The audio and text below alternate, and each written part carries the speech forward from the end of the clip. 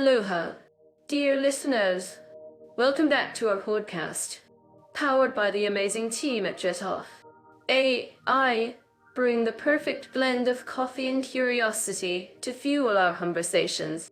Today, we're to dive into the vibrant world of South America and the Caribbean, where two fascinating countries will take center stage: Brazil and Suriname. You're already setting the tone for a wild ride. Mira, I'm loving the energy. So, before we dive into the nitty-gritty of these two countries, I have to share a funny story that happened between our last podcast and this one. Have you ever had one of those days where you're trying to get out the door, and everything seems to be conspiring against you? Oh, Leo, you know I have.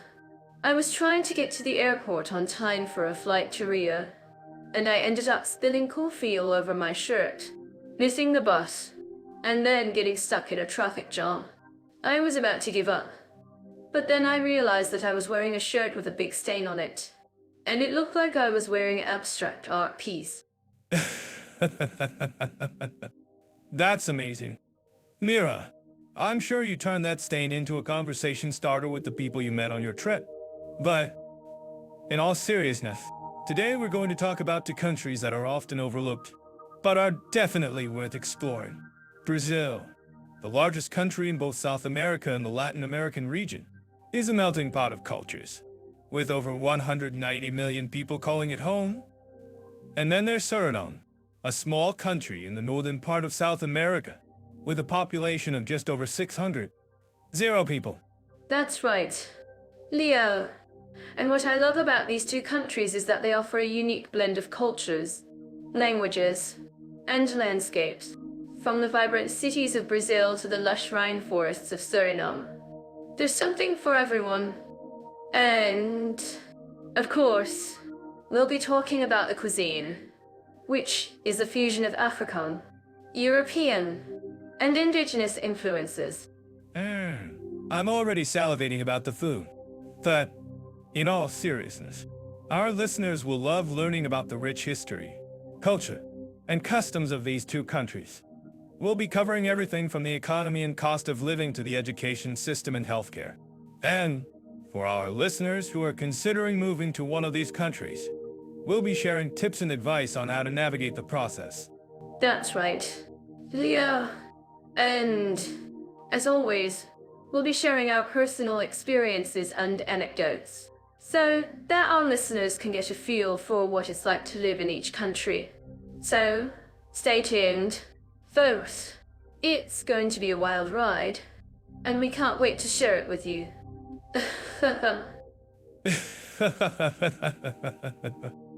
And, before we start, I just want to remind our listeners that if you have any questions or topics you'd like us to cover, please leave them in the comments section below.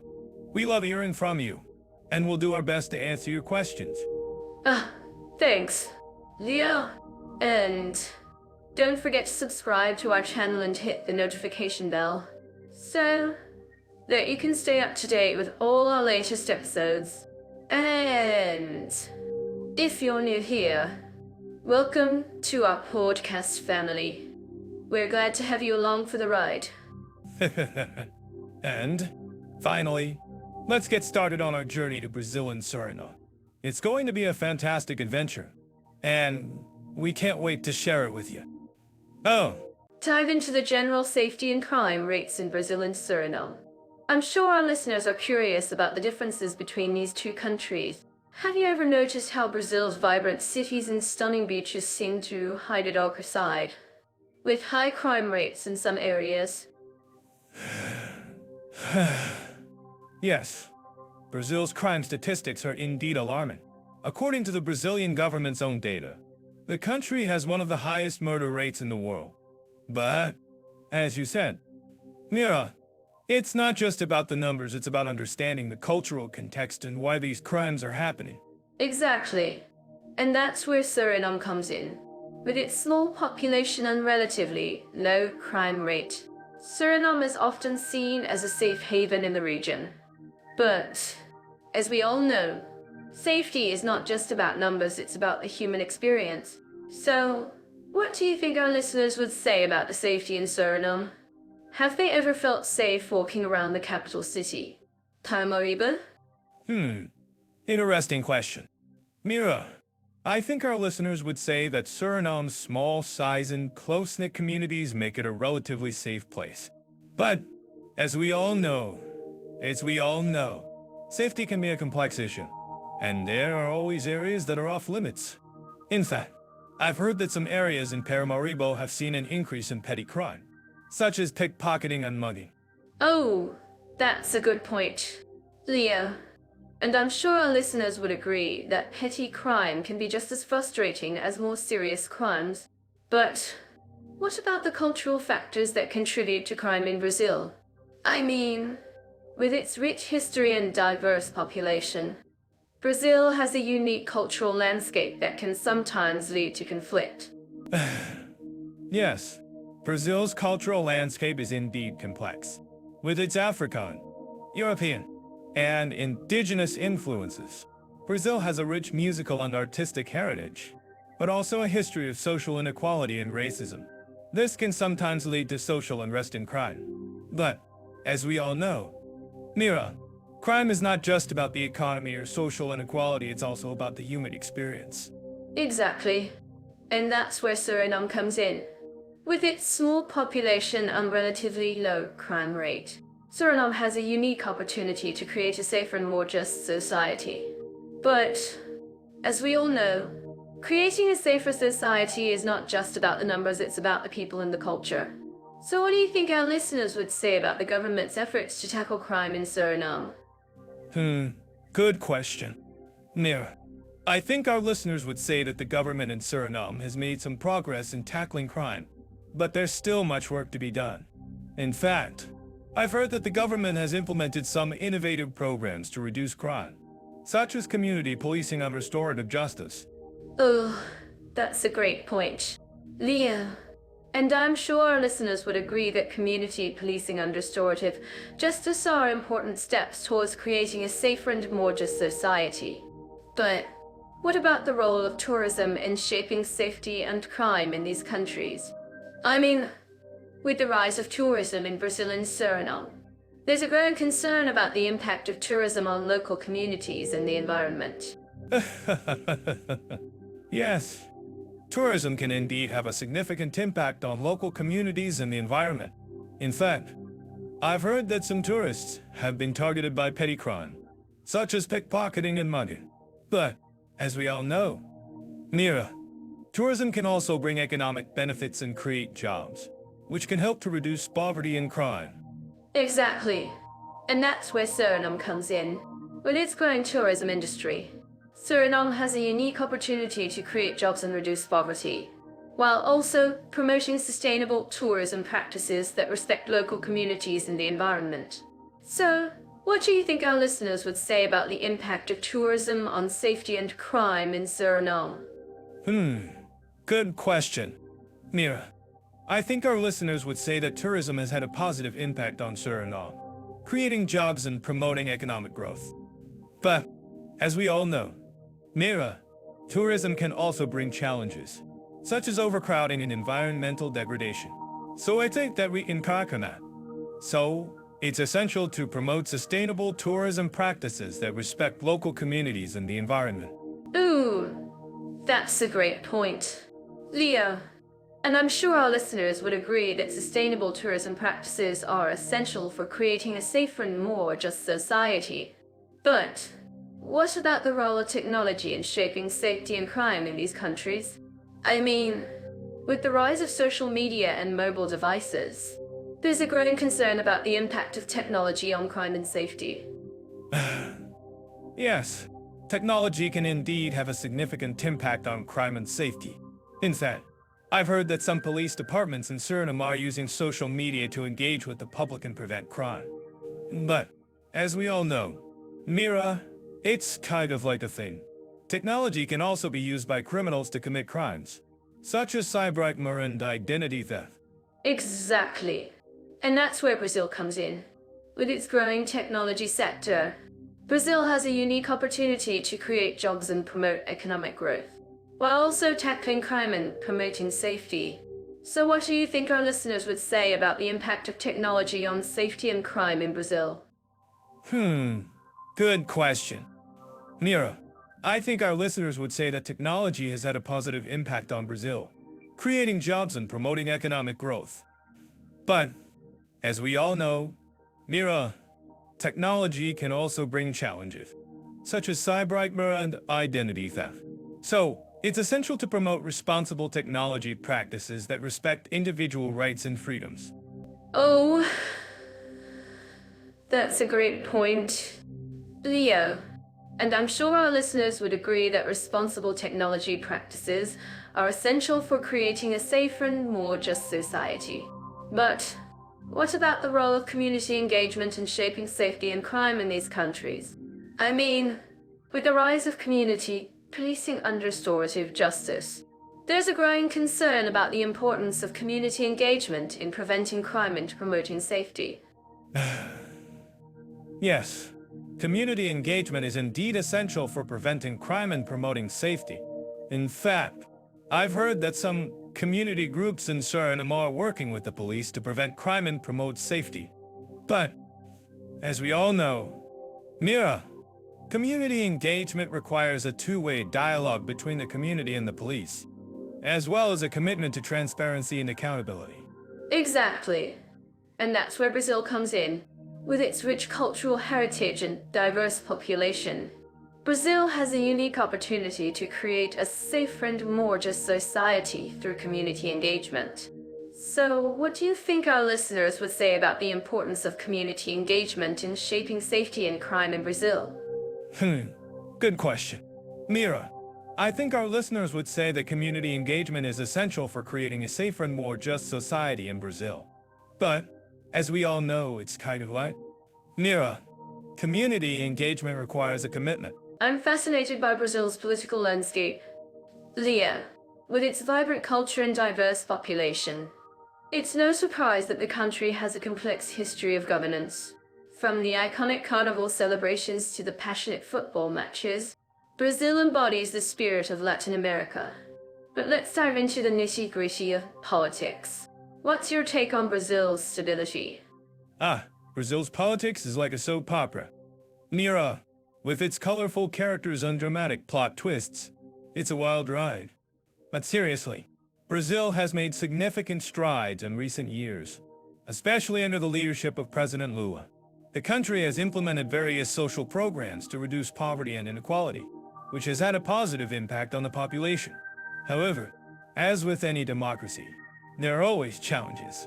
The recent impeachment of President Rousseff was a major controversy, and it's still a topic of debate among Brazilians. I'm curious, Mira, what's your perspective on Brazil's social harmony? Well, Leo, Brazil's social harmony is indeed a delicate balance. On one hand, the country has a strong tradition of community and social solidarity. Particularly during Carnival, people from all walks of life come together to celebrate, and it's a beautiful display of unity. However, on the other hand, Brazil has struggled with issues of racism, inequality, and police violence. The recent protests in Rio de Janeiro highlighted the deep-seated social issues that still need to be addressed. It's a complex issue, but I think Brazil is taking steps in the right direction. That's a great point. Mira, Brazil has a unique cultural heritage that celebrates diversity and inclusivity. The country's Afro-Brazilian community, for example, has made significant contributions to the country's music, art, and literature. However, as you mentioned, there are still issues of racism and inequality that need to be addressed. It's interesting to note that Brazil has a strong tradition of social movements, which has helped to bring attention to these issues. I'm curious, Mira, what do you think about the role of social media in Brazil's social movements? Social media has been a game changer in Brazil's social movements. Leo, it's allowed people to mobilize and raise awareness about important issues, such as police violence and environmental degradation. It's also created new challenges, such as online harassment and disinformation. Brazil has a unique culture of online activism, And it's fascinating to see how social media has amplified the voices of marginalized communities. If you think about it, Leo, social media has become a crucial tool for social change in Brazil. That's a great point. Yeah. Social media has democratized access to information and has given a voice to marginalized communities. However, it's also created new challenges, such as online harassment and disinformation. I'm curious. Mira, what do you think about the role of the media in Brazil's politics? Oh, the media in Brazil is indeed a powerful force. Leo, with its strong tradition of journalism, the media has played a crucial role in holding politicians accountable and exposing corruption. It's also created new challenges, such as sensationalism and bias. The media has become a major player in Brazil's politics, and it's fascinating to see how it shapes public opinion. If you think about it, Leo, the media has become a crucial tool for social change in Brazil. That's a great point. Mira, the media has indeed become a powerful force in Brazil's politics. However, it's also created new challenges, such as sensationalism and bias. I'm curious. Mira, what do you think about the impact of globalization on Brazil's politics and social harmony? Globalization has had a significant impact on Brazil's politics and social harmony. Leo, with the rise of global trade and investment, Brazil has become increasingly integrated into the global economy. However, this has also created new challenges, such as inequality and job insecurity. Brazil has struggled to balance its economic interests with its social and environmental responsibilities. It's a complex issue, but I think Brazil is taking steps in the right direction. That's a great point. Mira, Brazil has indeed struggled to balance its economic interests with its social and environmental responsibilities. However, it's also created new opportunities, such as the growth of the middle class and the increase in foreign investment. I'm curious. Mira, what do you think about the potential for Brazil to become a global leader in social and environmental issues? Brazil has the potential to become a global leader in social and environmental issues. Leah, with its rich cultural heritage and natural resources, Brazil has a unique opportunity to showcase its commitment to sustainability and social justice. It's also a challenging task, as Brazil faces significant obstacles, such as corruption and inequality. It's a complex issue, but I think Brazil is taking steps in the right direction. That's a great point. Mira, Brazil has indeed taken steps in the right direction, particularly under the leadership of President Lula. However, it's also created new challenges, such as the recent economic crisis and the rise of nationalist sentiment. I'm curious. Mira, what do you think about the potential for Brazil to become a global leader in social and environmental issues? I think Brazil has a lot to offer in terms of social and environmental leadership. Leo, with its unique cultural heritage and natural resources, Brazil has a unique opportunity to showcase its commitment to sustainability and social justice. It's also a challenging task, as Brazil faces significant obstacles, such as corruption and inequality. For more insights like this, don't forget to check out Jizzle AI for more expert analysis on Brazil's politics and social harmony. That's a great point. Mira, Brazil indeed has a lot to offer in terms of social and environmental leadership. However, it's also created new challenges, such as the recent economic crisis and the rise of nationalist sentiment. I'm curious. Mira, what do you think about the potential for Brazil to become a global leader in social and environmental issues? I think Brazil has the potential to become a global leader in social and environmental issues. Leo, with its rich cultural heritage and natural resources, Brazil has a unique opportunity to showcase its commitment to sustainability and social justice. It's also a challenging task, as Brazil faces significant obstacles, such as corruption and inequality.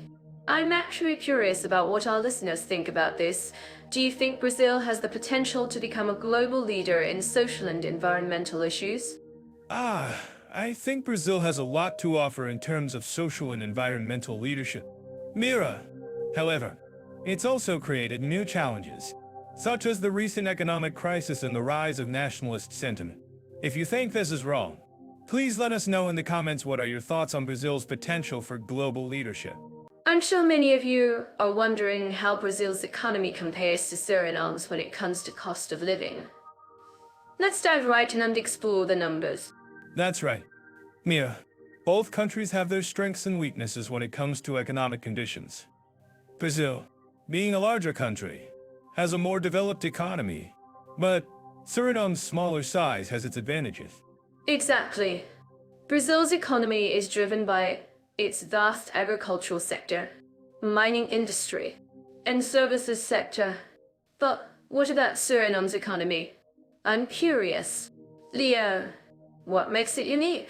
Well, Mira, Suriname's economy is heavily reliant on its natural resources, such as gold, bauxite, and oil. But it's also a major producer of agricultural products like rice, bananas, and sugarcane. That's fascinating.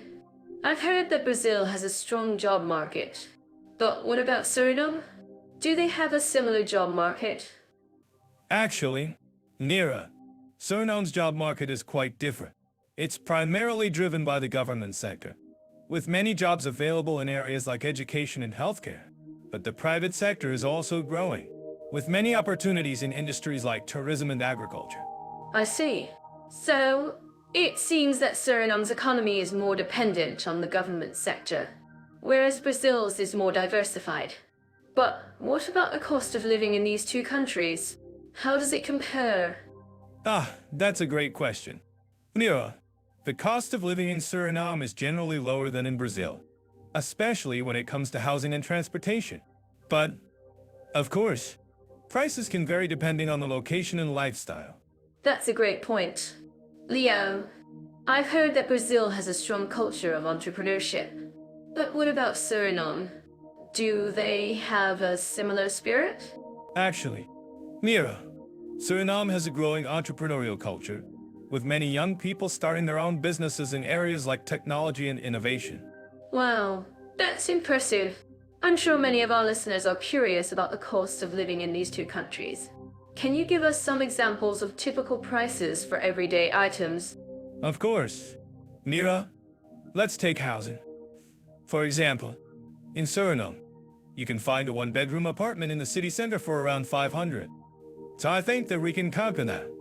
0 Surinamese dollars, which is roughly equivalent to $150 USD. In Brazil, the same type of apartment would cost around 0 Brazilian reais, which is roughly $400 USD. That's a significant difference. Leo, I'm sure many of our listeners are wondering about the cost of food in these two countries. What can you tell us about that? Food prices are generally lower in Suriname compared to Brazil. For example, a kilogram of rice costs around 500 Surinamese dollars in Suriname, while it would cost around 0 Brazilian reais in Brazil. I see. So it seems that Suriname has a lower cost of living compared to Brazil. But what about other expenses like transportation and healthcare? Well, Mira, transportation costs are generally lower in Suriname compared to Brazil. For example, a bus ticket in Suriname costs around 50 Surinamese dollars, while it would cost around 2 Brazilian reais in Brazil. That's a great point. Leo, I'm sure many of our listeners are curious about the job market in these two countries. Can you give us some examples of typical salaries for different professions? Of course. Mira, let's take a teacher's salary. For example, in Suriname, a teacher's salary is around 1.5 million Surinamese dollars per year, which is roughly equivalent to $450 USD. In Brazil, the same type of salary would be around 0 Brazilian reais per month, which is roughly equivalent to $200 USD. Wow, that's a significant difference. Leo, I'm sure many of our listeners are wondering about the overall quality of life in these two countries. What can you tell us about that? Quality of life is generally higher in Brazil compared to Suriname, especially in terms of access to education, healthcare, and infrastructure. But, of course, these are just general observations, and there are many exceptions. I see. So it seems that Brazil has a more developed economy and a higher cost of living compared to Suriname. But what about the pros and cons of living in these two countries? Can you give us some insights? Well, Mira, both countries have their pros and cons. Brazil has a more developed economy and a higher standard of living, but it also has a more competitive job market and a higher cost of living. Suriname, on the other hand, has a more relaxed pace of life and a lower cost of living, but it also has a smaller economy and a less developed infrastructure. I think that's a great summary. Leo, I'm sure many of our listeners are wondering about the best country to live in for expats. What's your take on that? That's a tough question. Mira, both countries have their pros and cons, and it ultimately depends on individual preferences and priorities. But if I had to choose, I would say that Brazil is a better option for expats who are looking for a more developed economy and a higher standard of living. I see. Well, that's all the time we have for today's topic. I hope our listeners found this conversation informative and helpful. Don't forget to subscribe to our podcast and follow us on social media for more content like this. I'm loving this part of the podcast where we dive into the nitty-gritty of everyday life in Brazil and Suriname. We're talking about accommodation options and quality. Let's start with Brazil. I've heard that the housing market in Brazil is quite vibrant, with a wide range of options for expats. Yes. Brazil has a fantastic real estate market, with everything from luxurious apartments in Rio de Janeiro to cozy little houses in the countryside. And, of course, the famous Brazilian favelas, which are a unique and fascinating aspect of Brazilian culture. Yeah, the favelas are definitely an experience. But what's the deal with the rental market in Brazil? Is it competitive, or is it relatively easy to find a place to rent? Well, Mira, it's a mixed bag. In major cities like Sao Paulo and Rio, the rental market is quite competitive, and prices can be steep. But if you're willing to look outside of the city centers, you can find some amazing deals on apartments and houses. I've heard that the housing standards in Brazil are also quite high, especially in the newer developments. But what about the older buildings? Are they safe and well maintained? That's a great question. Mira, while Brazil has made significant strides in improving its housing standards, there are still some older buildings that can be a bit dodgy. But, generally speaking, the majority of apartments and houses in Brazil are well maintained and safe. I'm curious. Leo, what about the neighborhoods in Brazil? Are there any areas that expats should avoid?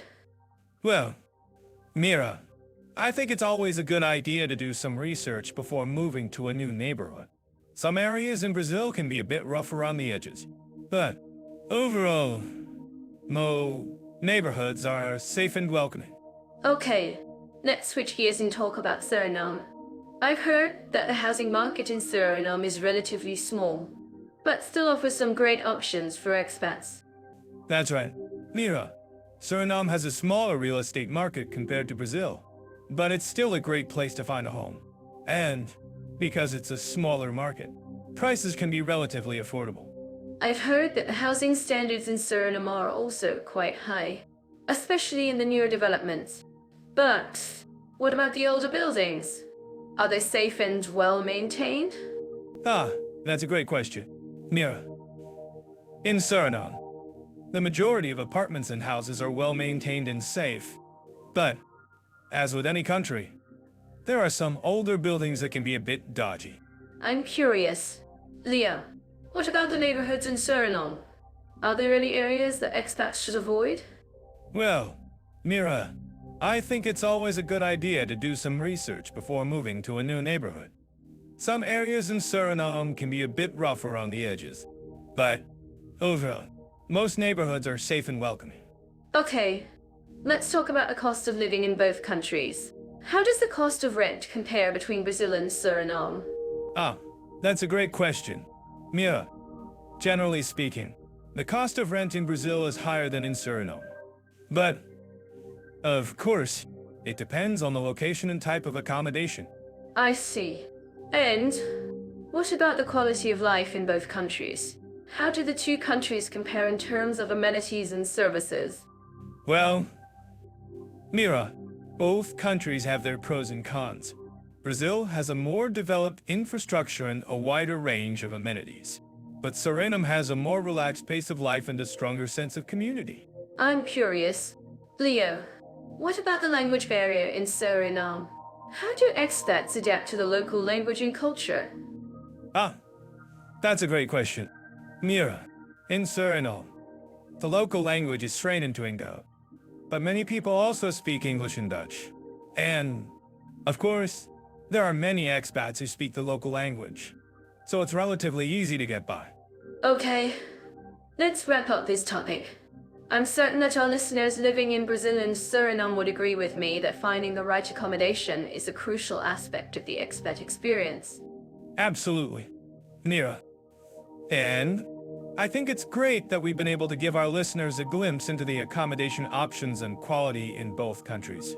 If you have any questions or comments about our discussion on accommodation options and quality in Brazil and Suriname, please let us know in the comments below. And don't forget to subscribe to our podcast for more exciting topics and discussions on living abroad.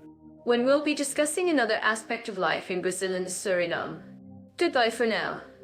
And remember, if you're planning to move to either country, be sure to do your research and find a reputable real estate agent to help you navigate the market. Dive into the visa, immigration, and official procedures in Brazil and Suriname. I'm to share my thoughts on this topic. I'm looking forward to it too. Mira, Brazil and Suriname have different approaches to immigration, and it's essential to understand the nuances. That's right. Leo, Brazil has a relatively straightforward process, especially for EU citizens. However, Suriname's process is a bit more complex. I agree. Suriname requires a visa for most nationalities, including US citizens, while Brazil offers a visa-free regime for several countries. Exactly. But let's talk about the process of getting a visa in Brazil. It's relatively easy, and the website provides clear instructions. Ah, I see what you mean. The Brazilian government has made efforts to simplify the process, but Suriname's bureaucracy can be a bit more challenging.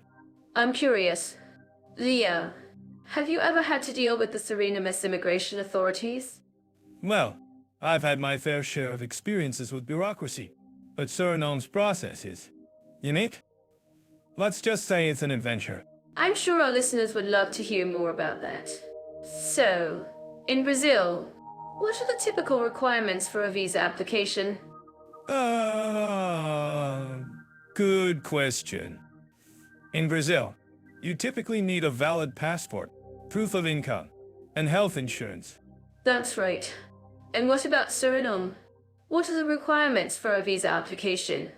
In Suriname, you need a valid passport, a completed application form, and proof of sufficient funds. Oh, and don't forget to include a letter of introduction from a sponsor. A letter of introduction from a sponsor? That sounds like a fun requirement. Yes, well, it's not exactly the most straightforward process, but it's worth it in the end. I'm sure our listeners would agree with that. So, what about the processing time for visa applications in both countries? Good question. In Brazil, the processing time is typically around 3 weeks, while in Suriname, it can take up to 6 weeks or more. Well, that's a significant difference. I'm sure our listeners would appreciate a heads up on that. Yes, well, it's essential to plan ahead when dealing with bureaucracy. That's right. And what about the costs associated with visa applications in both countries? Good question. In Brazil, the costs are relatively low, around $100, $200, while in Suriname, the costs can range from $200, $500. That's a significant difference. I'm sure our listeners would appreciate a breakdown of the costs. Yes, well, it's essential to factor in the cost when planning your move. I'm sure our listeners would agree with that. So, what about the experience of living in both countries? How easy is it to navigate the official procedures? Ah, good question. In Brazil, the process is relatively straightforward, and the authorities are generally helpful. In Suriname, it's a bit more challenging, but the locals are friendly and willing to help. That's great to hear. Leo, I'm sure our listeners would appreciate the insight. Yes, well, it's essential to have a positive attitude when dealing with bureaucracy. That's right. And what about the language requirements for expats in both countries? Ah, good question.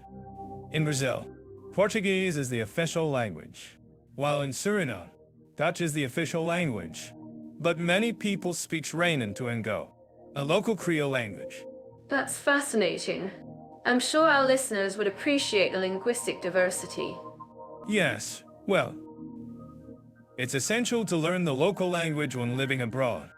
That's right. And what about the cultural differences between the two countries? Good question. Brazil is a large and diverse country with a rich cultural heritage, while Suriname has a unique cultural identity shaped by its indigenous and African influences. That's fascinating. I'm sure our listeners would appreciate the cultural insights. Yes, well, it's essential to understand the local culture when living abroad. That's right. And what about the overall experience of living in both countries? How would you describe it? Ah, good question. In Brazil, the experience is generally positive, with a warm and welcoming people. In Suriname, the experience is more challenging, but the locals are friendly and willing to help. That's great to hear. Leo, I'm sure our listeners would appreciate the insight. Yes, well, it's essential to have a positive attitude when dealing with bureaucracy. That's right. And what about our listeners? Have you ever had any experiences with the immigration authorities in either country? Well, I have a few stories to share, but let's save those for another time. I'm sure our listeners would love to hear more about that. Let's talk about access to and quality of health services in Brazil and Suriname. I'm sure our listeners living in these countries would agree with me that healthcare is a top priority. Leo, have you had any personal experiences with the healthcare system in Brazil? Well, Mira, I did have a weird experience with a dentist in Rio once. He was trying to convince me to get a root canal, but I was like, dude, I think I'll just stick to the free public dental care. Thanks. He wasn't happy about it, but I guess that's a good example of Brazil's public health care system in action. That's hilarious. I'm sure he was not expecting a foreigner to opt for the public option. But seriously, Brazil's public health care system, known as SUS, is indeed a great resource for its citizens. I've heard that accessing quality healthcare in Suriname can be a bit more challenging. That's true. I've read that Suriname's healthcare system is more fragmented, with both public and private providers, but it's not always clear what services are available or how to access them. It's like navigating a jungle, but without the cute monkeys and colorful birds. Well, I'm sure it's not that bad. Leo, but seriously, I think what's interesting is how both countries are working to improve their healthcare systems. For example, Brazil has implemented various initiatives to increase access to healthcare for vulnerable populations, such as indigenous communities and people living with HIV/AIDS. That's great to hear, Mira. And I've also read that Suriname is working to strengthen its healthcare infrastructure, including investing in new medical equipment and training healthcare professionals. It's a positive trend, but I'm sure there are still many challenges to overcome. Absolutely. And I think one of the key differences between the two countries is the role of private healthcare. In Brazil, private healthcare is more developed and accessible, especially in major cities like Sao Paulo and Rio. But in Suriname, private healthcare is less prevalent, and many people rely on public healthcare services. That's a good point. Yeah. And I've heard that the quality of care in private healthcare facilities in Suriname can vary greatly. Some clinics are well-equipped and staffed by experienced professionals, while others are understaffed and lack basic equipment. It's like trying to find a needle in a haystack, but without the excitement of a treasure hunt. Well, I'm sure it's not that bad. Leo, but seriously, I think what's important is that both countries are working to improve access to quality healthcare for all their citizens. And I'm curious, Leo, what do you think our listeners living in these countries would say about the healthcare system? Do you think they would agree with me that Brazil's public healthcare system is a model for other countries to follow? Well, Mira, I'm sure our listeners would have some interesting perspectives on the matter. And I'm curious, what do you think about the role of traditional medicine in these countries? I've heard that Suriname has a rich tradition of using herbal remedies and other natural treatments, while Brazil has a more developed system of traditional medicine. Oh, that's a great topic. Leo, I think traditional medicine can be a valuable resource for people in these countries, especially in rural areas where access to modern healthcare may be limited. But, at the same time, I'm also concerned about the potential risks of using unproven or untested treatments, especially if they're not properly regulated. That's a great point, Mira. And I think it's worth noting that both countries have made efforts to integrate traditional medicine into their healthcare systems. But more work needs to be done to ensure that these treatments are safe and effective. Absolutely. And I think one of the key challenges facing both countries is the shortage of healthcare professionals, especially in rural areas. I've heard that Brazil has implemented various programs to recruit and retain healthcare professionals, but it's still a major issue. That's a great point, Mira. And I think it's worth noting that Suriname has also implemented programs to recruit and retain healthcare professionals. But the challenge is still significant. It's like trying to fill a leaky bucket, but without the excitement of a puzzle to solve. Well, I'm sure it's not that bad, Leah. But seriously, I think what's important is that both countries are working to address this challenge and improve access to quality healthcare for all their citizens. And I'm curious, Leo, what do you think about the role of technology in improving health care access in these countries? That's a great topic. Mira, I think technology can be a powerful tool for improving healthcare access, especially in rural areas where access to modern healthcare may be limited. For example, telemedicine can allow patients to consult with healthcare professionals remotely, which can be especially helpful for people living in remote areas. That's a great point, Leah. And I think it's worth noting that both countries have made efforts to implement telemedicine and other digital health technologies. But more work needs to be done to ensure that these technologies are accessible and effective for all citizens. That's a great point, Mira. And I think it's worth noting that our listeners living in these countries may have some interesting perspectives on the role of technology in healthcare. Do you think they would agree with me that telemedicine is the future of healthcare? Well, Leo, I'm sure our listeners would have some interesting perspectives on the matter. And I'm curious, what do you think about the importance of patient education and awareness in these countries? I've heard that patient education and awareness are critical for ensuring that people make informed decisions about their health and healthcare. Oh, that's a great topic. Mira, I think patient education and awareness are essential for ensuring that people make informed decisions about their health and healthcare. And I've heard that both countries have made efforts to improve patient education and awareness. But more work needs to be done to ensure that people have access to accurate and reliable information. Absolutely. And I think one of the key challenges facing both countries is the language barrier, especially for people who speak indigenous languages or are not fluent in Portuguese or Dutch. I've heard that Brazil has implemented various programs to improve language access and cultural competency, but it's still a major issue. That's a great point, Mira. And I think it's worth noting that Suriname has also implemented programs to improve language access and cultural competency, but the challenge is still significant. It's like trying to translate a joke from one language to another, but without the humor of a good pun. Well, I'm sure it's not that bad, Leo. But seriously, I think what's important is that both countries are working to address this challenge and improve access to quality healthcare for all their citizens.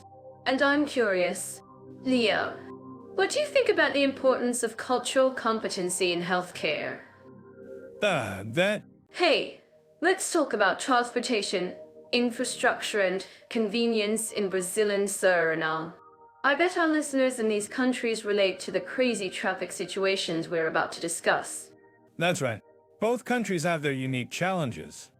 But Brazil's public transportation system is a beast to navigate. I mean, it's like trying to tame a wild animal. You never know what's going to happen next. Oh, Leo, that's so dramatic. But seriously, Brazil's public transit does have its issues. In Rio de Janeiro, for example, the bus system can be quite overwhelming. That's Suriname's capital. Paramaribo has a relatively simple public transportation system, with buses and minivans connecting the city.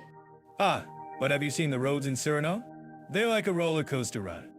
I mean, I love the adventure, but it's not exactly the most convenient way to travel, if you know what I mean. Okay, Leo, let's not scare our listeners too much. But seriously, road quality is a major issue in both countries. Brazil's highways are often in disrepair, while Suriname's roads can be quite rough, especially in rural areas. And then there's the issue of traffic congestion in both countries. I mean, who hasn't been stuck in traffic in Rio or Paramaribo, right? But Brazil's got a solution, the famous bus rapid transit system, which is supposed to make travel faster and more efficient. Yeah, but how often does it actually work? I've heard it's more like a gamble will the bus arrive on time, or will it break down along the way? Well, that's the beauty of Brazilian transportation. It's always an adventure. But seriously? Both countries need to invest in better infrastructure to make travel more convenient and efficient. Absolutely. And what about the impact of traffic congestion on the environment? I mean, all those idling cars and buses can't be good for the air quality, right? Exactly. And it's not just the environment, traffic congestion also affects people's quality of life.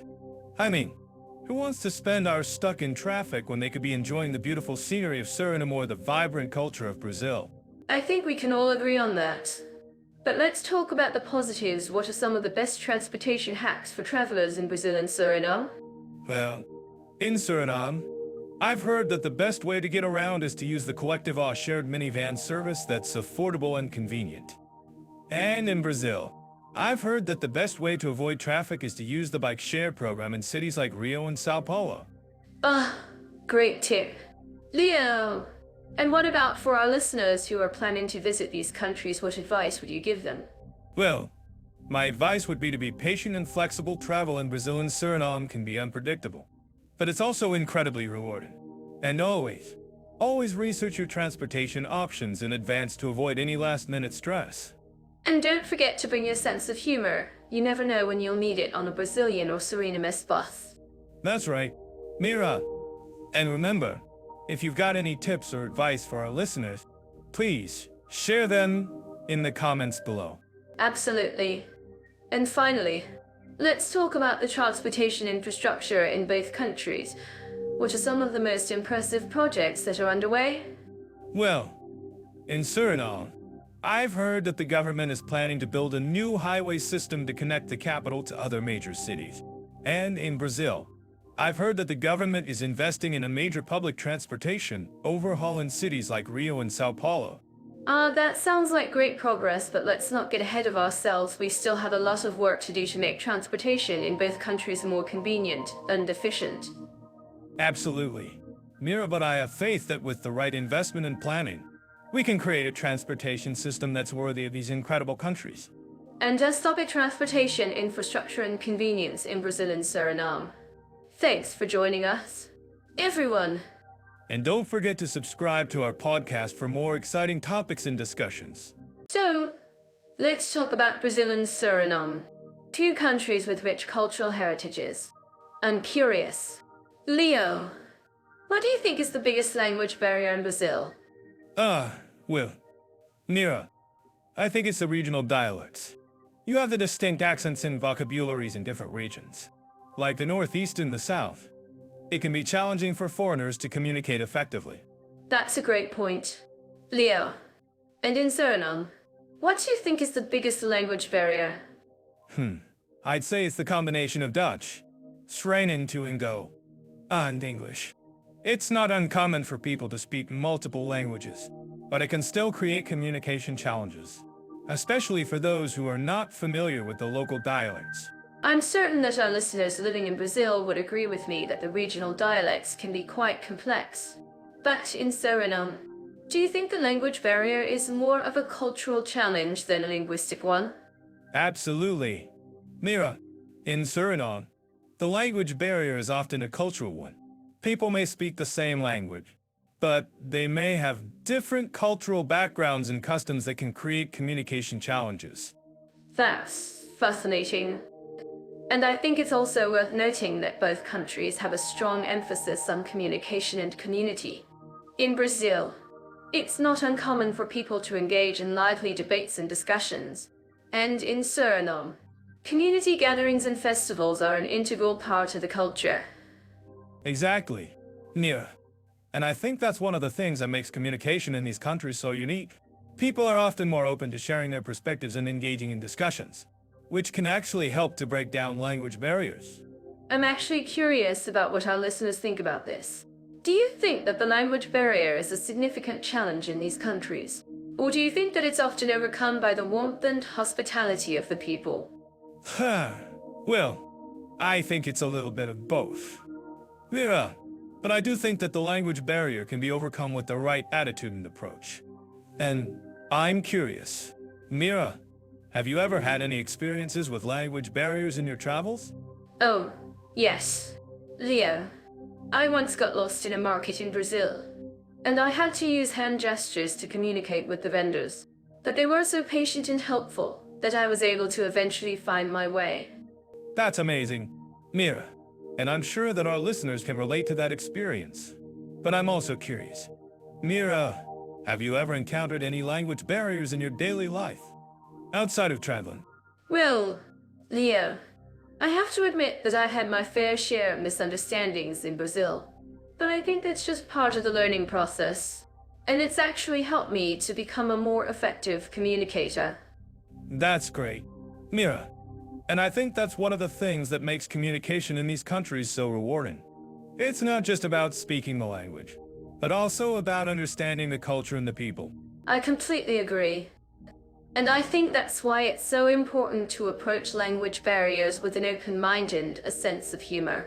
By doing so, we can overcome even the most challenging communication challenges. Well said, Mira. And I think that's a great note to end on. Thanks for sharing your insights with us today. Mira. Thank you. Leo, it's been a pleasure discussing language barriers and communication in Brazil and Suriname with you. And to our listeners, we'd love to hear from you. Do you have any experiences with language barriers in these countries?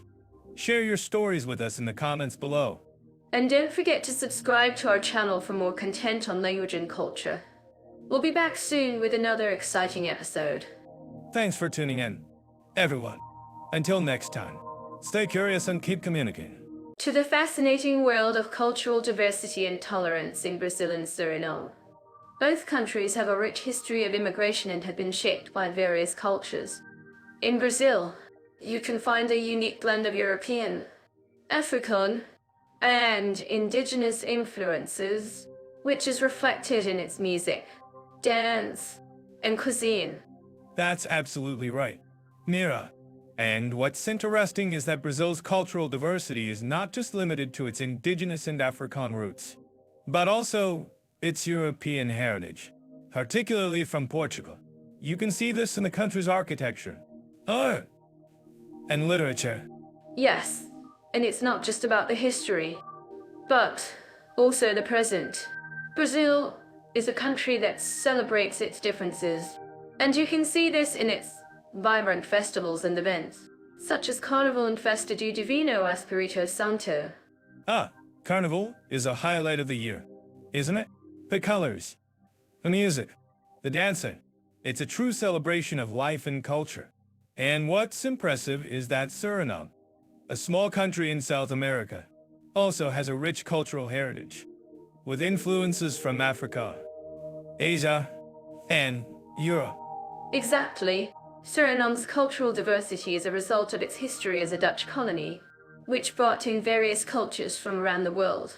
You can see this in its cuisine, which is a fusion of African, Asian, and European flavors.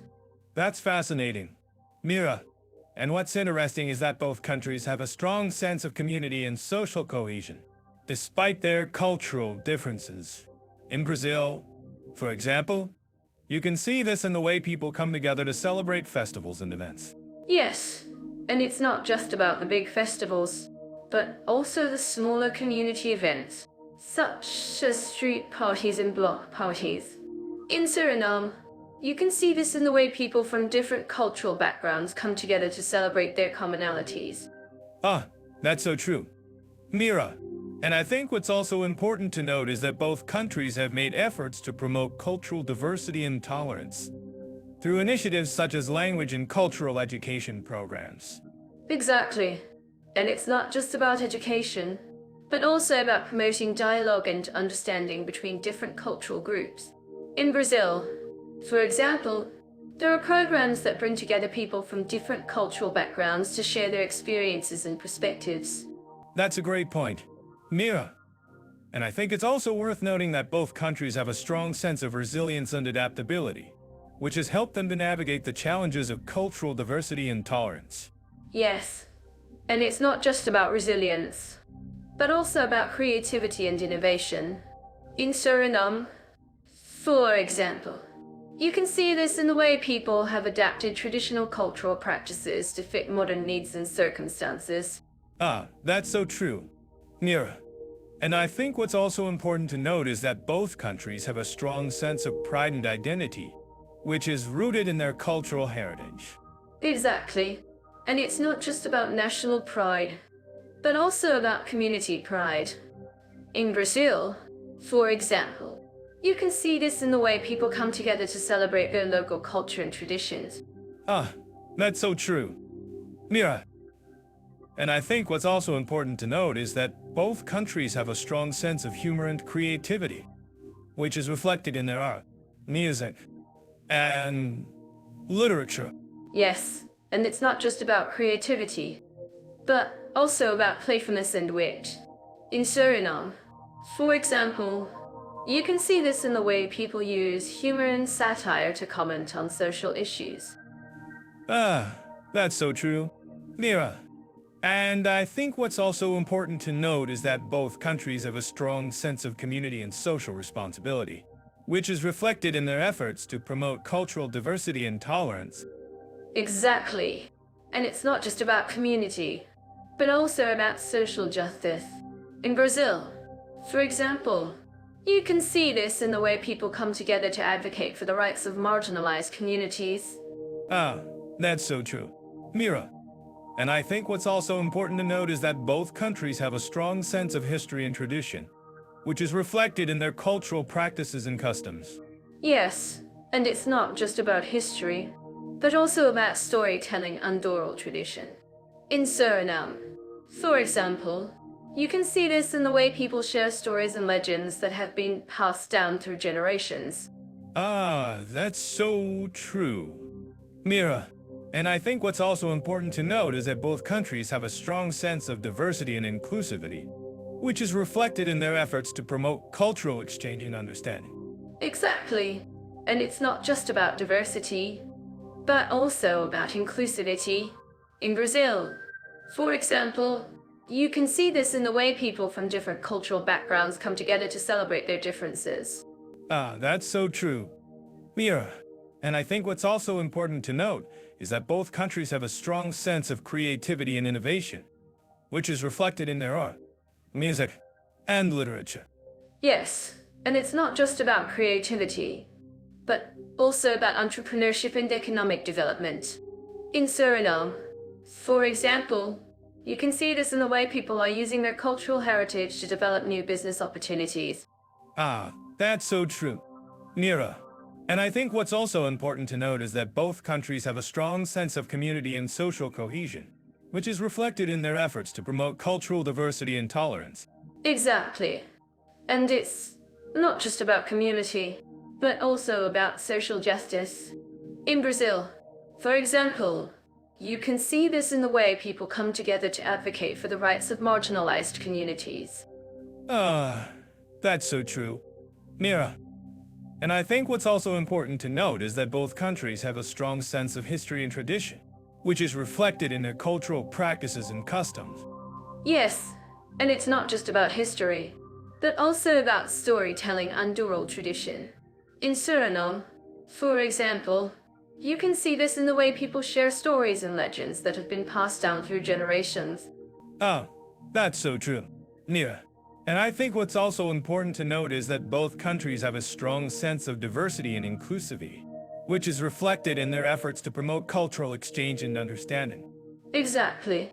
And it's not just about diversity, but also about inclusivity. In Brazil, for example, you can see this in the way people from different cultural backgrounds come together to celebrate their differences. Ah, that's so true. Mira, and I think what's also important to note is that both countries have a strong sense of creativity and innovation, which is reflected in their art, music, and literature. Yes, and it's not just about creativity, but also about entrepreneurship and economic development. In Suriname, for example, you can see this similar to the educational opportunities in Brazil and Suriname. I'm curious, Leo, what's your take on the literacy rates in these countries? Well, Mira, Brazil has made significant progress in increasing its literacy rate. According to the World Bank, over 90% of the population can read and write. However, Suriname's literacy rate is slightly lower, around 85%. But I think that's still impressive considering its small population. That's a great point. Leo, I'm sure our listeners would agree that having a high literacy rate is essential for a country's development. Let's talk about language schools. Brazil has a vast network of language schools, especially in cities like Rio de Janeiro and Sao Paulo. But have you heard about the language schools in Suriname? Leo? Actually, Mira, Suriname has a unique approach to language education. They offer a mix of Dutch, English, and Suriname, which is the local language. I've heard that students in Suriname are very skilled in multiple languages, which is quite impressive. Wow, that's amazing. I can imagine it would be beneficial to learn multiple languages, especially in a country with a diverse population. By the way, have you noticed any differences in the teaching methods between Brazil and Suriname? Yes, Mira. I've noticed that the teaching methods in Suriname are often more hands-on and practical. They focus on developing students' skills in areas like agriculture, craftsmanship, and entrepreneurship. In contrast, Brazilian schools tend to focus more on theoretical knowledge. That's an interesting point. Leo, I think it's great that Suriname is focusing on practical skills. I'm sure our listeners would love to know more about the educational system in Suriname. If you think this is wrong, please let us know in the comments. Well, I think it's worth exploring further. One thing that's worth mentioning is that Suriname has a strong tradition of educational institutions, especially in the fields of medicine and engineering. Many students from Suriname go on to study in the Netherlands or other European countries. That's fascinating. Leo, I didn't know that. I'm sure our listeners would be interested to know more about the opportunities for higher education in Suriname. By the way, have you heard about any innovative teaching methods in Brazil? Ah, yes. Brazil has been experimenting with innovative teaching methods, such as the Bolsa Familia program, which provides financial support to low-income families to help their children attend school. It's a great example of how education can be used to address social issues. Wow, that's amazing. I think it's great that Brazil is using education as a tool to address social issues. And speaking of social issues, I'm curious about the role of education in promoting social mobility in Suriname. Do you think that education can help reduce inequality in Suriname? Absolutely. Mira, education has the power to break cycles of poverty and inequality.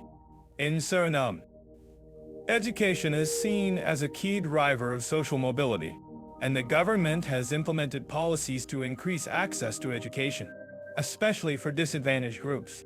That's a great point. Leah, I'm sure our listeners would agree that education is essential for promoting social mobility. Now, let's talk about student testimonials. Have you heard any inspiring stories from students in Suriname or Brazil? Actually, Mira, I've heard about a student in Suriname who started a community project to promote literacy among his peers. He's a great example of how education can lead to positive social change. Well, that's amazing. I'm sure our listeners would love to hear more about that story.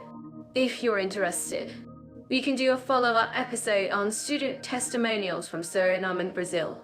Sounds like a great idea. Mira, I think we've only scratched the surface of the educational opportunities in these countries. But I'm sure our listeners will appreciate the information we've shared so far. Climate and seasonal conditions. Two countries that couldn't be more different, right? I mean, Brazil is known for its tropical climate, while Suriname has a more tropical savanna climate. Leo, what's your take on this? Well, Mira, you're right. But let's not forget that both countries have some amazing weather patterns. In Brazil, the temperatures can get pretty high, especially in the north, while Suriname's temperatures are generally a bit cooler. And have you ever thought about the extreme weather events that can occur in both countries? Extreme weather events. Yes, I was just about the heavy rainfall in Brazil, especially during the summer months. And in Suriname, the country is prone to hurricanes and floods. But, Leo, what about the local adaptations? How do people in both countries cope with these weather conditions? That's a great point. Mira, in Brazil, people are accustomed to the heavy rainfall, and they've developed some amazing ways to cope with it. For example, they use rainwater harvesting systems to collect and store water. And in Suriname, the locals have developed a unique way of building homes that can withstand the strong winds and floods. I'm actually curious about what our listeners think about this. If you're living in Brazil or Suriname, please let us know in the comments how you adapt to the extreme weather conditions. And, Leo, what about the temperature fluctuations? How do people in both countries deal with the heat and humidity? Well, Mira, in Brazil, people often take siestas to avoid the heat, and they also use cooling systems like air conditioners and fans. And in Suriname, the locals have developed a unique way of using natural ventilation to keep their homes cool. It's amazing to see how people adapt to the climate in both countries. That's so true. Leo, and I think it's also worth mentioning that both countries have some amazing natural wonders. In Brazil, you have the Amazon rainforest, and in Suriname, you have the Brownsburg Nature Reserve. Both credible ecosystems that are worth exploring. Absolutely. Mira, and I think it's also worth mentioning that both countries have some amazing cultural festivals that celebrate the changing of the seasons. In Brazil, you have the Carnival, and in Suriname, you have the Srain and Mokearo Festival. Both are incredible celebrations that showcase the local culture and traditions. I'm certain that our listeners living in this country would agree with me that the climate and seasonal conditions play a significant role in shaping the culture and traditions. And, Leo, what about the economic impact of climate change? How do people in both countries deal with the effects of climate change on their economy? That's a great point. Mira, in Brazil, the government has implemented some amazing policies to mitigate the effects of climate change on the economy. And in Suriname, the locals have developed some innovative ways to adapt to the changing climate. For example, they use renewable energy sources like solar and wind power to reduce their reliance on fossil fuels. I'm actually curious about what our listeners think about this.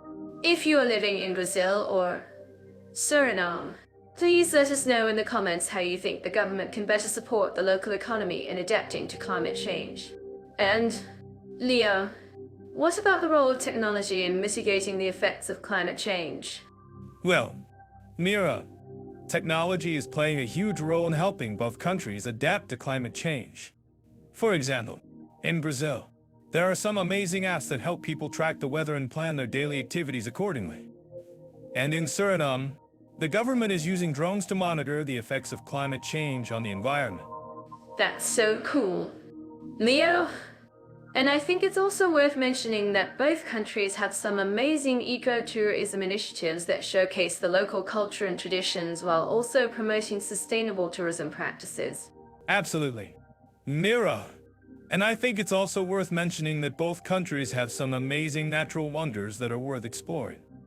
For example, in Brazil, you have the Igokua Falls, and in Suriname, you have the Bracabana Reservoir. Both are incredible natural wonders that showcase the beauty of both countries.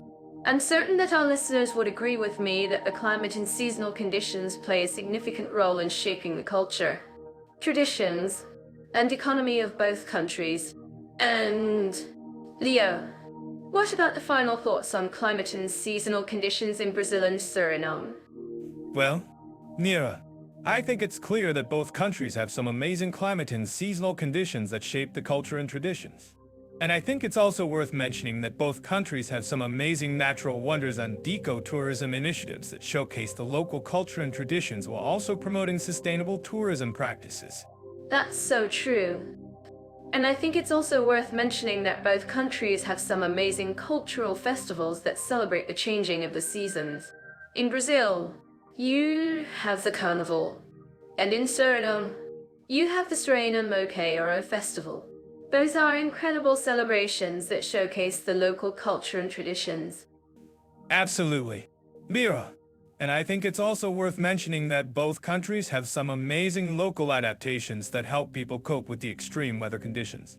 For example, in Brazil, people use rainwater harvesting systems to collect and store water. And in Suriname, the locals have developed a unique way of building homes that can withstand the strong winds and floods. I'm certain that our listeners would agree with me that the climate and seasonal conditions play a significant role in shaping the culture, traditions, and economy of both countries. And Leo, what about the final thoughts on this topic? Well, Mira, I think it's clear that both countries have some amazing climate and seasonal conditions that shape the culture and traditions. And I think it's also worth mentioning that both countries have some amazing natural wonders on ecotourism initiatives that showcase the local culture and traditions while also promoting sustainable tourism practices. That's all the time we have for today's topic. Thank you for joining us, and we'll see you in the next episode. And so to dive into the world of food culture and nutritional alternatives in Brazil and Suriname. Let's start with Brazil, which is known for its vibrant cuisine and love for barbecue. Have you tried a good churrasco? Leo? Mira, you know I have. I'm more of a pau de Joe kind of guy. But I love a good churrasco. The way the meat just falls off the skewer. But, I have to say, I'm curious about the food culture in Suriname. I've heard it's a fusion of different cuisines, including African, Asian, and indigenous influences. Exactly. And that's what makes Suriname's cuisine so unique. They have a dish called pom, which is a type of peanuts that's just incredible.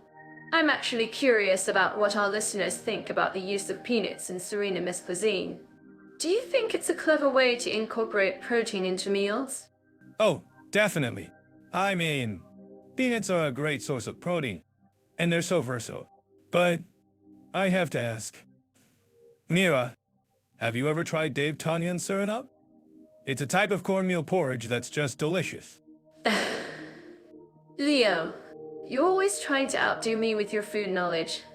But, seriously, I have tried Dave Tonya, and it's actually quite tasty. I think what I love most about Suriname's cuisine is the way they combine different flavors and textures to create something truly unique. Exactly. And I think that's what makes Brazilian cuisine so great too. The combination of African, European, and indigenous influences has created a truly unique culinary landscape. I'm actually curious about what our listeners think about the use of acai berries in Brazilian cuisine. Do you think it's a good source of antioxidants? Leo, you're always asking our listeners for their opinions. But, seriously, I think acai berries are a great source of antioxidants. And I have to say, I'm loving the trend of using acai berries in smoothies and bowls. It's a great way to get your daily dose of antioxidants. Exactly. And I think that's what's so great about food culture in both Brazil and Suriname. There's always something new to try, and there's always a way to incorporate healthy options into your diet. I'm actually curious about what our listeners think about the use of coconut oil in Suriname's cuisine. Do you think it's a good substitute for other oils? Leo, you're really getting into the details now. But, seriously, I think coconut oil is a great substitute for other oils. And, I have to say, I'm loving the trend of using coconut oil in cooking. It's a great way to add flavor and nutrition to your meals. Exactly. And I think that's what makes food culture in both Brazil and Suriname so exciting. There's always something new to try. And there's always a way to incorporate healthy options into your diet. I'm actually curious about what our listeners think about the importance of incorporating local ingredients into their diet. Leo, you're really getting our listeners involved now. But, seriously, I think incorporating local ingredients is crucial for maintaining a healthy diet. And, I have to say, I'm loving the trend of using local ingredients in cooking. It's a great way to support local farmers and reduce your carbon footprint. Exactly. And I think that's what makes food culture in both Brazil and Suriname so great. There's always something new to try. And there's always a way to incorporate healthy options into your diet. I'm actually curious about what our listeners think about the importance of trying new foods when traveling. Leah, you're really getting into the travel aspect of food culture now. But, seriously, I think trying new foods is one of the best parts of traveling. And I have to say, I'm loving the trend of food tourism in both Brazil and Suriname. It's a great way to experience the local culture and cuisine. Exactly. And I think that's what makes food culture in both Brazil and Suriname so exciting. There's always something new to try. And there's always a way to incorporate healthy options into your diet. I'm actually curious about what our listeners think about the importance of cooking with love and passion. Leo, you're really getting into the emotional aspect of food culture now. But, seriously, I think cooking with love and passion is crucial for creating a truly delicious meal. And, I have to say, I'm loving the trend of cooking classes in both Brazil and Suriname. It's a great way to learn new cooking techniques and to connect with the local culture. Exactly. And I think that's what makes food culture in both Brazil and Suriname so great. There's always something new to try. And there's always a way to incorporate healthy options into your diet. I'm actually curious about what our listeners think about the importance of preserving traditional cuisine. Leo, you're really getting into the preservation aspect of food culture now. But, seriously, I think preserving traditional cuisine is crucial for maintaining a cultural identity. And, I have to say, I'm loving the trend of preserving traditional recipes in both Brazil and Suriname. It's a great way to keep the cultural heritage alive. Exactly. And I think that's what makes food culture in both Brazil and Suriname so exciting. There's always something new to try. And there's always a way to incorporate healthy options into your diet. I'm actually curious about what our listeners think about the importance of food in bringing people together. Leo, you're really getting into the social aspect of food culture now. But, seriously, I think food is a great way to bring people together. And, I have to say, I'm loving the trend of food festivals in both Brazil and Suriname. It's a great way to celebrate the local culture and cuisine. Exactly. And I think that's what makes food culture in both Brazil and Suriname so great. There's always something new to try. And there's always a way to incorporate healthy options into your diet. I'm actually curious about what our listeners think about the importance of food in maintaining a healthy lifestyle. Leo, you're really getting into the health aspect of food culture now. But, seriously, I think food is a great way to maintain a healthy lifestyle. And I have to say, I'm loving the trend of healthy eating in both Brazil and Suriname. It's a great way to incorporate nutritious options into your diet. Exactly. And I think that's what makes food culture in both Brazil and Suriname so exciting. There's always something new to try. And there's always a way to incorporate healthy options into your diet. I'm actually curious about what our listeners think about the importance of. I'm so to dive into the historical, cultural, and artistic values of Brazil and Suriname. Cheers off. AI loves uncovering stories like this, and so do we. Let's start with Brazil, the largest country in both South America and the Latin American region. Its rich history spans over 1,000 years, from the indigenous peoples to the arrival of European colonizers. That's right.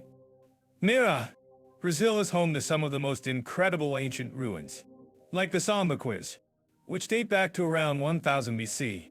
And let's not forget about the impressive colonial architecture in cities like Salvador and Rio de Janeiro.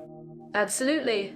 Brazil's cultural heritage is a fascinating blend of indigenous, African, and European influences.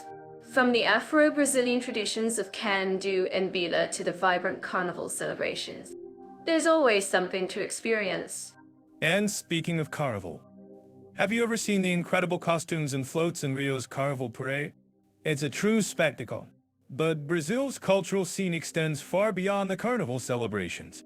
The country is home to a thriving art scene, with world-renowned artists like Tarsila do Amaral and Emiliano de Cavalcanti. That's so true. Leo, Brazil's artistic expression is truly unique. And let's not forget about the beautiful music and dance traditions, like samba and bossa nova. Cheto, AI has a fantastic article on the history of samba, which I highly recommend checking out. I'll have to take a look at that article. Mira, but in the meantime, let's talk about Suriname, the smallest country in South America. Suriname's history is also fascinating, with a blend of indigenous, African, and European influences. That's right. Leo, Suriname's cultural heritage is a rich tapestry of different traditions, from the indigenous people of the Maroons to the African slaves who were brought to the country. There's a deep sense of history and community. And let's not forget about the incredible natural beauty of Suriname. The country is home to some of the most pristine rainforests and waterfalls in the world. I've heard that the Suriname River is one of the most biodiverse rivers on the planet. That's amazing. The Suriname River is indeed a treasure trove of biodiversity. And speaking of natural beauty, have you ever seen the stunning waterfalls of the Suriname rainforest? They're truly breathtaking. I'd love to see them in person one day. But in the meantime, let's talk about the artistic and cultural traditions of Suriname. The country has a thriving music scene, with genres like Surinamese folk music and calypso. That's so cool. Leo, Suriname's music scene is indeed vibrant and diverse. And let's not forget about the beautiful crafts and textiles of Suriname. Cheers off. AI has a fantastic article on the history of Surinamese crafts, which I highly recommend checking out. I'll have to take a look at that article. Mira, but in the meantime, let's compare the two countries' artistic and cultural values. Brazil is known for its vibrant carnival celebrations, while Suriname has a rich tradition of folk music and crafts. That's a great point. Leo, both countries have a unique and rich cultural heritage, and I think what's really interesting is how they've both managed to preserve their traditional practices and customs in the face of modernization. Absolutely. Mira, it's a testament to the resilience and creativity of the people of Brazil and Suriname. And I think that we can conquer that. And I think that's something that we can all learn from. I'm curious. Leo, what do you think our listeners think about the culture and artistic values of Brazil and Suriname? Do they have a favorite tradition or cultural practice from either country? That's a great question. Mira, I think our listeners would love to hear more about the cultural and artistic traditions of both countries. Maybe we can even get some feedback from them in the comments. That's a great idea. Leo, and speaking of cultural and artistic values, I think we've only just scratched the surface of what these two countries have to offer. We should definitely come back to this topic in a future episode. Absolutely. Mira, I'm so glad we could explore the historical, cultural, and artistic values of Brazil and Suriname together. It's been a real pleasure. And so to talk about the natural beauties and landscapes of Brazil and Suriname. Both countries have some of the most breathtaking scenery in the world, and I'm curious to see how they compare. That's a great point. Mira, Brazil is known for its iconic beaches, like Copacabana and Ipanema, but Suriname has its own unique coastline along the Atlantic Ocean. I'm actually curious about what our listeners think about the difference in coastlines between the two countries. Well, both countries have a diverse range of landscapes. Brazil has the Amazon rainforest, which is the largest tropical rainforest in the world, while Suriname has the Brownsburg Nature Park, which is home to a wide variety of wildlife and plant species. That's right. Mira, the Brownsburg Nature Park is a real gem in Suriname. I've heard that it's one of the most biodiverse places on the planet, with over 1.0 species of plants and animals. I'm sure our listeners would love to know more about this park. Absolutely. And speaking of biodiversity, Brazil has some of the most incredible natural wonders in the world, like the Iguazu Falls, which is one of the largest waterfalls in the world. I'm certain that our listeners living in this country would agree with me that the Iguazu Falls is a must-see destination. That's a great point. Mira, Iguazu Falls is definitely a natural wonder that should be on everyone's bucket list. But Suriname has its own unique natural wonders, like the Saramacca River, which is home to a wide variety of fish and other aquatic species. I've heard that the Saramacca River is one of the most pristine rivers in the world, with crystal clear waters and a stunning array of wildlife. I'm actually curious about what our listeners think about the conservation efforts in Suriname, particularly in regards to the Brownsburg Nature Park. Well, Mira, it's great to hear that you're interested in conservation efforts in Suriname. From what I've learned, the government and local communities are working together to protect the Brownsburg Nature Park and its surrounding ecosystem. That's fantastic. Leo, and speaking of conservation efforts, Brazil has some of the most impressive conservation programs in the world, particularly in regards to protecting the Amazon rainforest. I'm actually curious about what our listeners think about the impact of deforestation on the Amazon rainforest. Oh, that's a great topic. Mira, from what I've learned, deforestation in the Amazon rainforest has had a devastating impact on the environment and local communities. But there are also some amazing conservation efforts underway to protect the Amazon and its inhabitants. I completely agree. Leo, and speaking of inhabitants, both countries have a rich cultural heritage when it comes to their indigenous communities. Brazil has the Guarani people, who are the largest indigenous group in the country, while Suriname has the Saramaccan people, who are known for their unique culture and traditions. That's right. Mira, the Saramaccan people are a fascinating group, with a rich history and culture. I'm actually curious about what our listeners think about the role of indigenous communities in conservation efforts in both countries. Well, Leo, it's clear that indigenous communities play a vital role in conservation efforts in both Brazil and Suriname. Their knowledge and expertise are essential for protecting the natural beauty and landscapes of these countries. I completely agree. Mira, and speaking of natural beauty, I think we should wrap up this topic by talking about some of the most stunning natural wonders in both countries. From the Iguazu Falls to the Brownsburg Nature Park, there's no shortage of breathtaking scenery in Brazil and Suriname. Absolutely. Leo, and I'm sure our listeners would love to know more about these natural wonders. So, let's conclude by saying that Brazil and Suriname have some of the most incredible natural beauty and landscapes in the world, and that their unique cultural heritage and conservation efforts are essential for protecting these treasures for future generations. Well, that's all for now. Folks, I hope you enjoyed our discussion on the natural beauties and landscapes of Brazil and Suriname. Don't forget to subscribe to our channel and leave a comment below with your thoughts on this topic. And if you think this is wrong, please let us know in the comments. So, let's talk about sports and adventure in Brazil and Suriname. I'm to share some of the unique experiences you can have in these countries. That's right. Mira, both countries offer a wide range of activities for outdoor enthusiasts.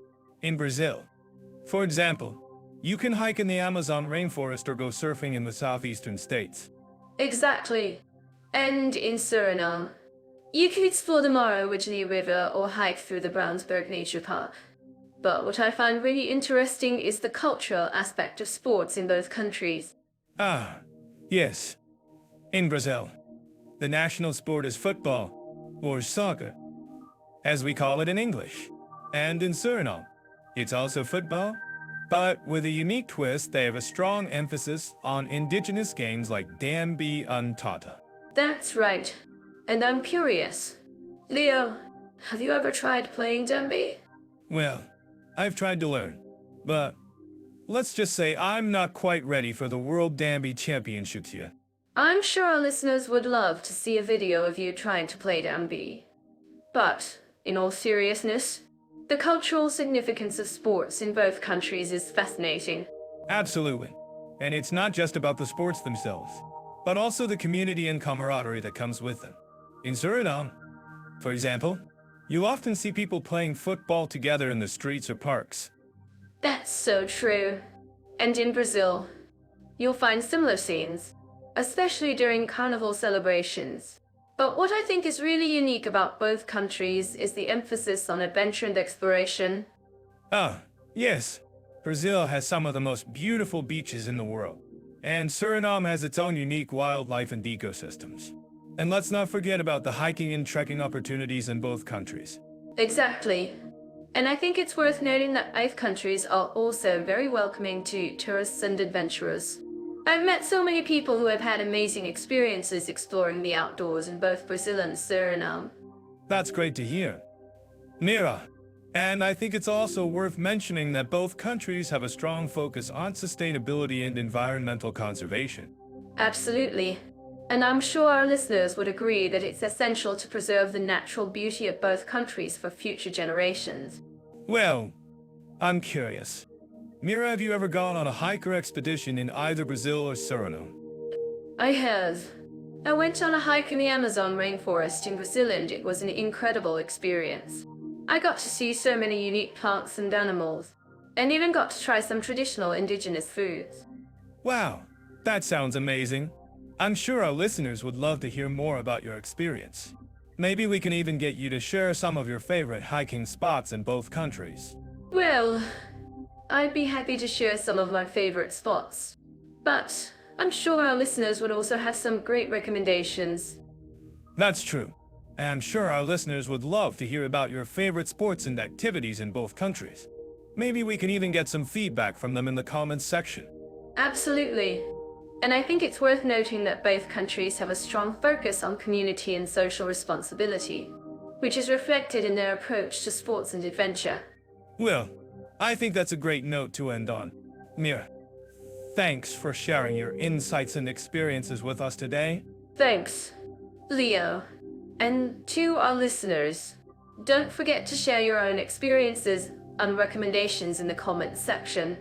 I'm so to dive into the nightlife of Brazil and Suriname, two countries that know how to party. I know, it's kind of like a Copacabana. Right. Brazil's carnival is legendary, but I've heard Suriname has its own unique flavor of vibrant nightlife. Exactly. And I think that's what makes it so fascinating. In Brazil, you have the famous Lapa neighborhood in Rio, which is like a never-ending party. That's true. But Suriname's Paramaribo has its own hidden gems, like the Waterkant district, which is known for its bars and clubs. Oh, I've heard of that. And I've also heard that Suriname has a great selection of live music venues, with everything from jazz to salsa. Ah, yes. The live music scene in Suriname is incredible. And I think what sets it apart from Brazil is the unique blend of cultures, with influences from Suriname's indigenous people, African, and European roots. That's so true. And I think that's what makes the nightlife in Suriname so special. It's like a melting pot of different cultures and styles. Exactly. And I think our listeners would love to experience it for themselves.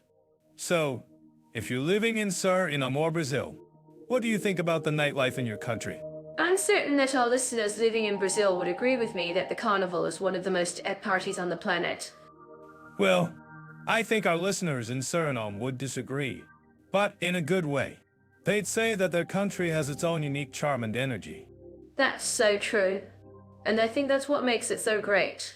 In Brazil, you have the famous Ipanema Beach, which is like a party in itself.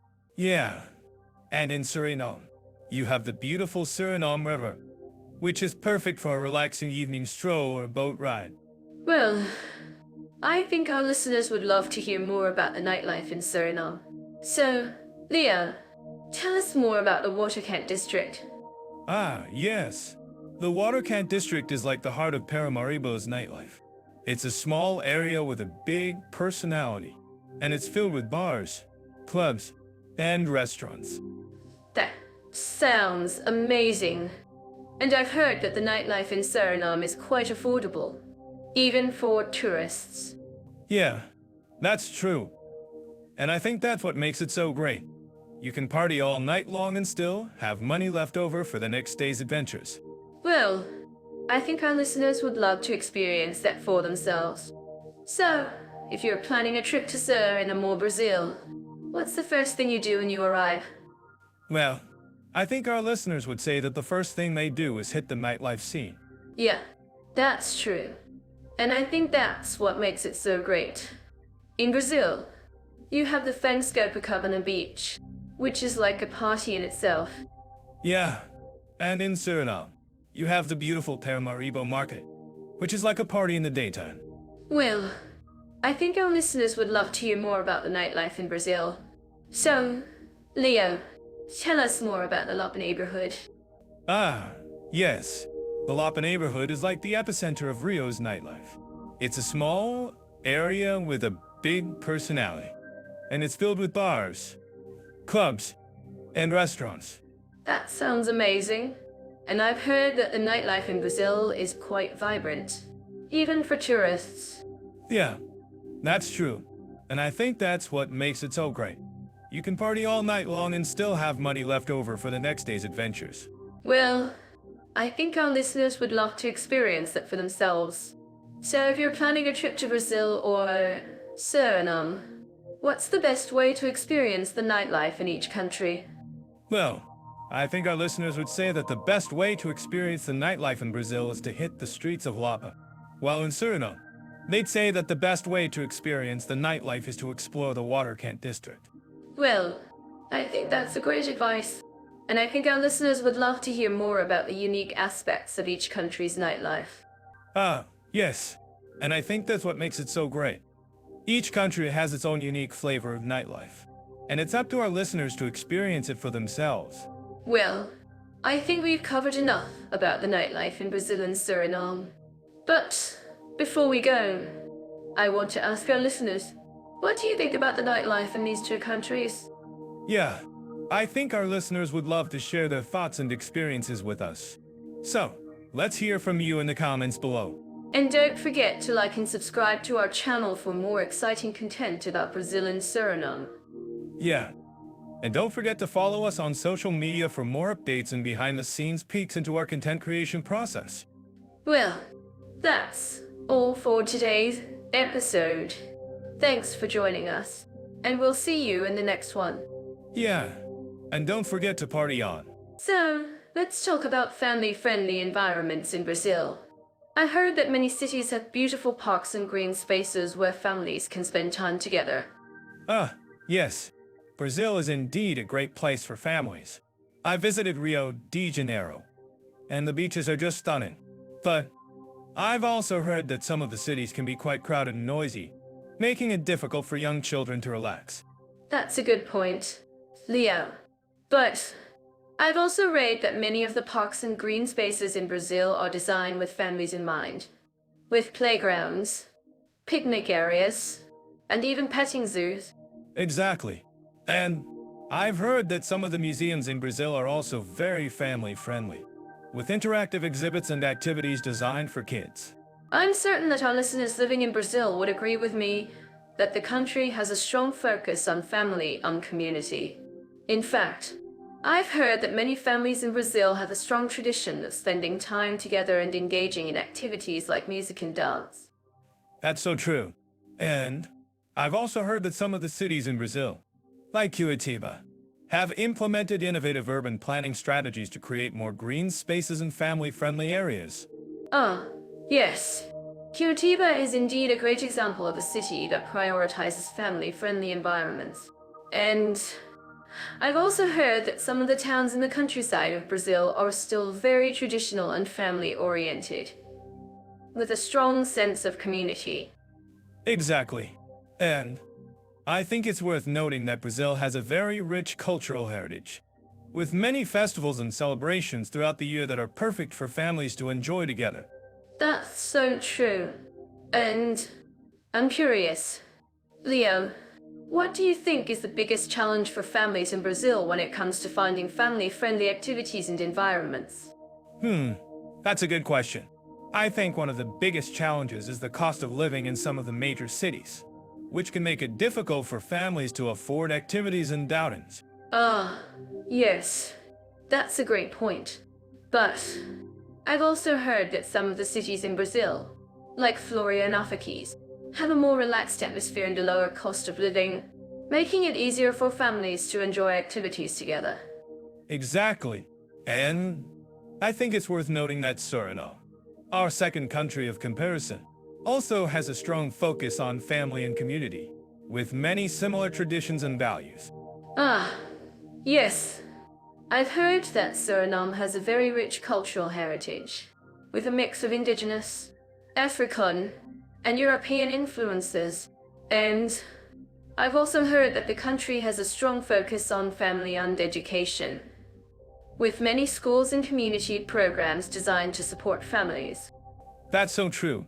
And I've also heard that some of the cities in Suriname, like Paramaribo, have a very vibrant cultural scene, with many festivals and celebrations throughout the year. Ah, yes. And I'm curious, Leo, what do you think is the biggest similarity between Brazil and Suriname when it comes to family-friendly environments and children's activities? That's a good question. I think one of the biggest similarities is the emphasis on community and family in both countries. Both Brazil and Suriname have a strong sense of community and a focus on family and family values. Ah, yes. And I think it's worth noting that both countries have a strong tradition of family-friendly activities and environments, with many parks, museums, and cultural events designed for families to enjoy together. Exactly. And I think it's worth noting that both countries also have a strong focus on education and child development, with many programs and initiatives designed to support families and children. Oh, yeah. And I'm curious, Leo, what do you think is the biggest difference between Brazil and Suriname when it comes to family-friendly environments and children's activities? That's a good question. I think one of the biggest differences is the size and scale of the country. Brazil is a much larger country with a more diverse landscape and climate, while Suriname is a smaller country with a more compact landscape. Ah, yes. And I think it's worth noting that both countries have their own unique cultural traditions and customs, which are reflected in their family-friendly environments and children's activities. Exactly. And I think it's worth noting that both countries also have a strong focus on preserving their cultural heritage and traditions, with many initiatives and programs designed to support this effort. Oh, yes. And I'm curious, Leo, what do you think is the biggest takeaway for our listeners when it comes to family-friendly environments and children's activities in Brazil and Suriname? That's a good question. I think one of the biggest takeaways is that both countries offer a unique and enriching experience for families, with many opportunities for cultural exchange and learning. Oh, yes. And I think it's worth noting that both countries also have a strong focus on community and family, with many programs and initiatives designed to support families and children. Exactly. And I think it's worth noting that both countries also have a strong emphasis on education and child development, with many programs and initiatives designed to support families and children. Ah, yes. And I'm curious, Leo, What do you think our listeners should do next to learn more about family-friendly environments and children's activities in Brazil and Suriname? That's a good question. I think our listeners should definitely research more about the countries and their cultures. And also reach out to families and communities in both countries to learn more about their experiences and traditions. Ah, yes.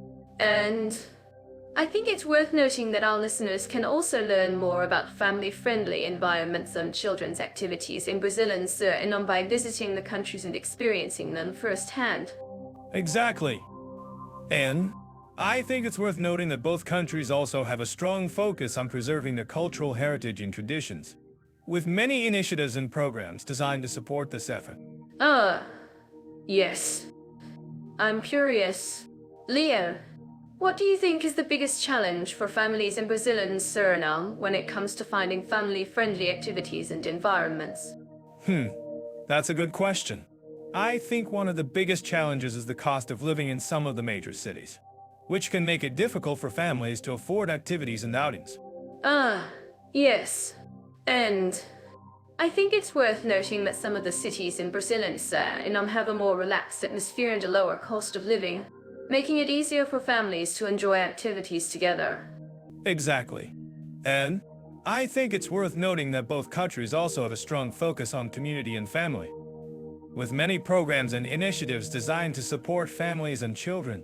Ah, yes. And I'm curious.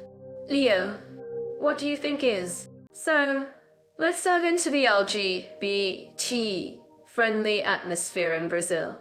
I'm sure our listeners living in this country would agree with me that the recent Pride events in Rio and Sao Paulo were really something to behold. I completely agree. Mira, Brazil's Pride parades are some of the largest and most vibrant in the world. But, of course, being a giant party doesn't necessarily mean it's all sunshine and rainbows. There's still a lot of work to be done to ensure full equality for the LGBT community.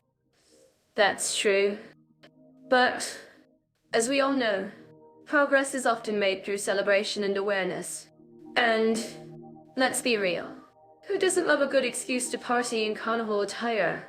I mean, I've seen some of the most fabulous costumes at Rio's carnival. Yes, yes, yes. I can just imagine. But, seriously, Mira, Brazil has made significant strides in recognizing LGBT rights. The country has some of the most progressive laws in the region, including the recognition of same-sex marriage and anti-discrimination protections. Exactly. And it's not just about the laws. Leo, the Brazilian government has also taken steps to promote inclusivity and diversity, such as launching initiatives to combat homophobia and transphobia. I'm sure our listeners would agree that this is a major step in the right direction. Absolutely. Mira, and it's not just the government that's making a difference. Many Brazilian organizations and communities are also working tirelessly to promote LGBT rights and visibility. From advocacy groups to cultural events, there's a vibrant and diverse scene in Brazil that's all about celebrating difference. I love that. And it's not just about Brazil. Suriname, our second country, also has a rich LGBT culture. In fact, the country has a long history of tolerance and acceptance, dating back to its colonial past. Can you tell us more about that? Leah? Yes. Suriname has a fascinating history when it comes to LGBT rights. The country's colonial past was marked by a mix of African, Asian, and European influences, which created a unique cultural melting pot. And, as a result, Suriname has a relatively open and accepting attitude towards LGBT individuals. That's amazing. Leah, and I'm sure our listeners would love to know more about the LGBT community in Suriname. Can you tell us about some of the organizations and initiatives that are promoting LGBT rights in the country? Well, Mira, there are several organizations in Suriname that are working to promote LGBT rights and visibility. From advocacy groups to cultural events, there's a thriving LGBT community in Suriname that's all about celebrating diversity and inclusivity. I'm so glad to hear that, Leo. And it's great to see that both Brazil and Suriname are taking steps to promote LGBT rights and visibility. I'm sure our listeners would agree that this is a major step in the right direction. Absolutely. Mira. And it's not just about the laws and initiatives, either.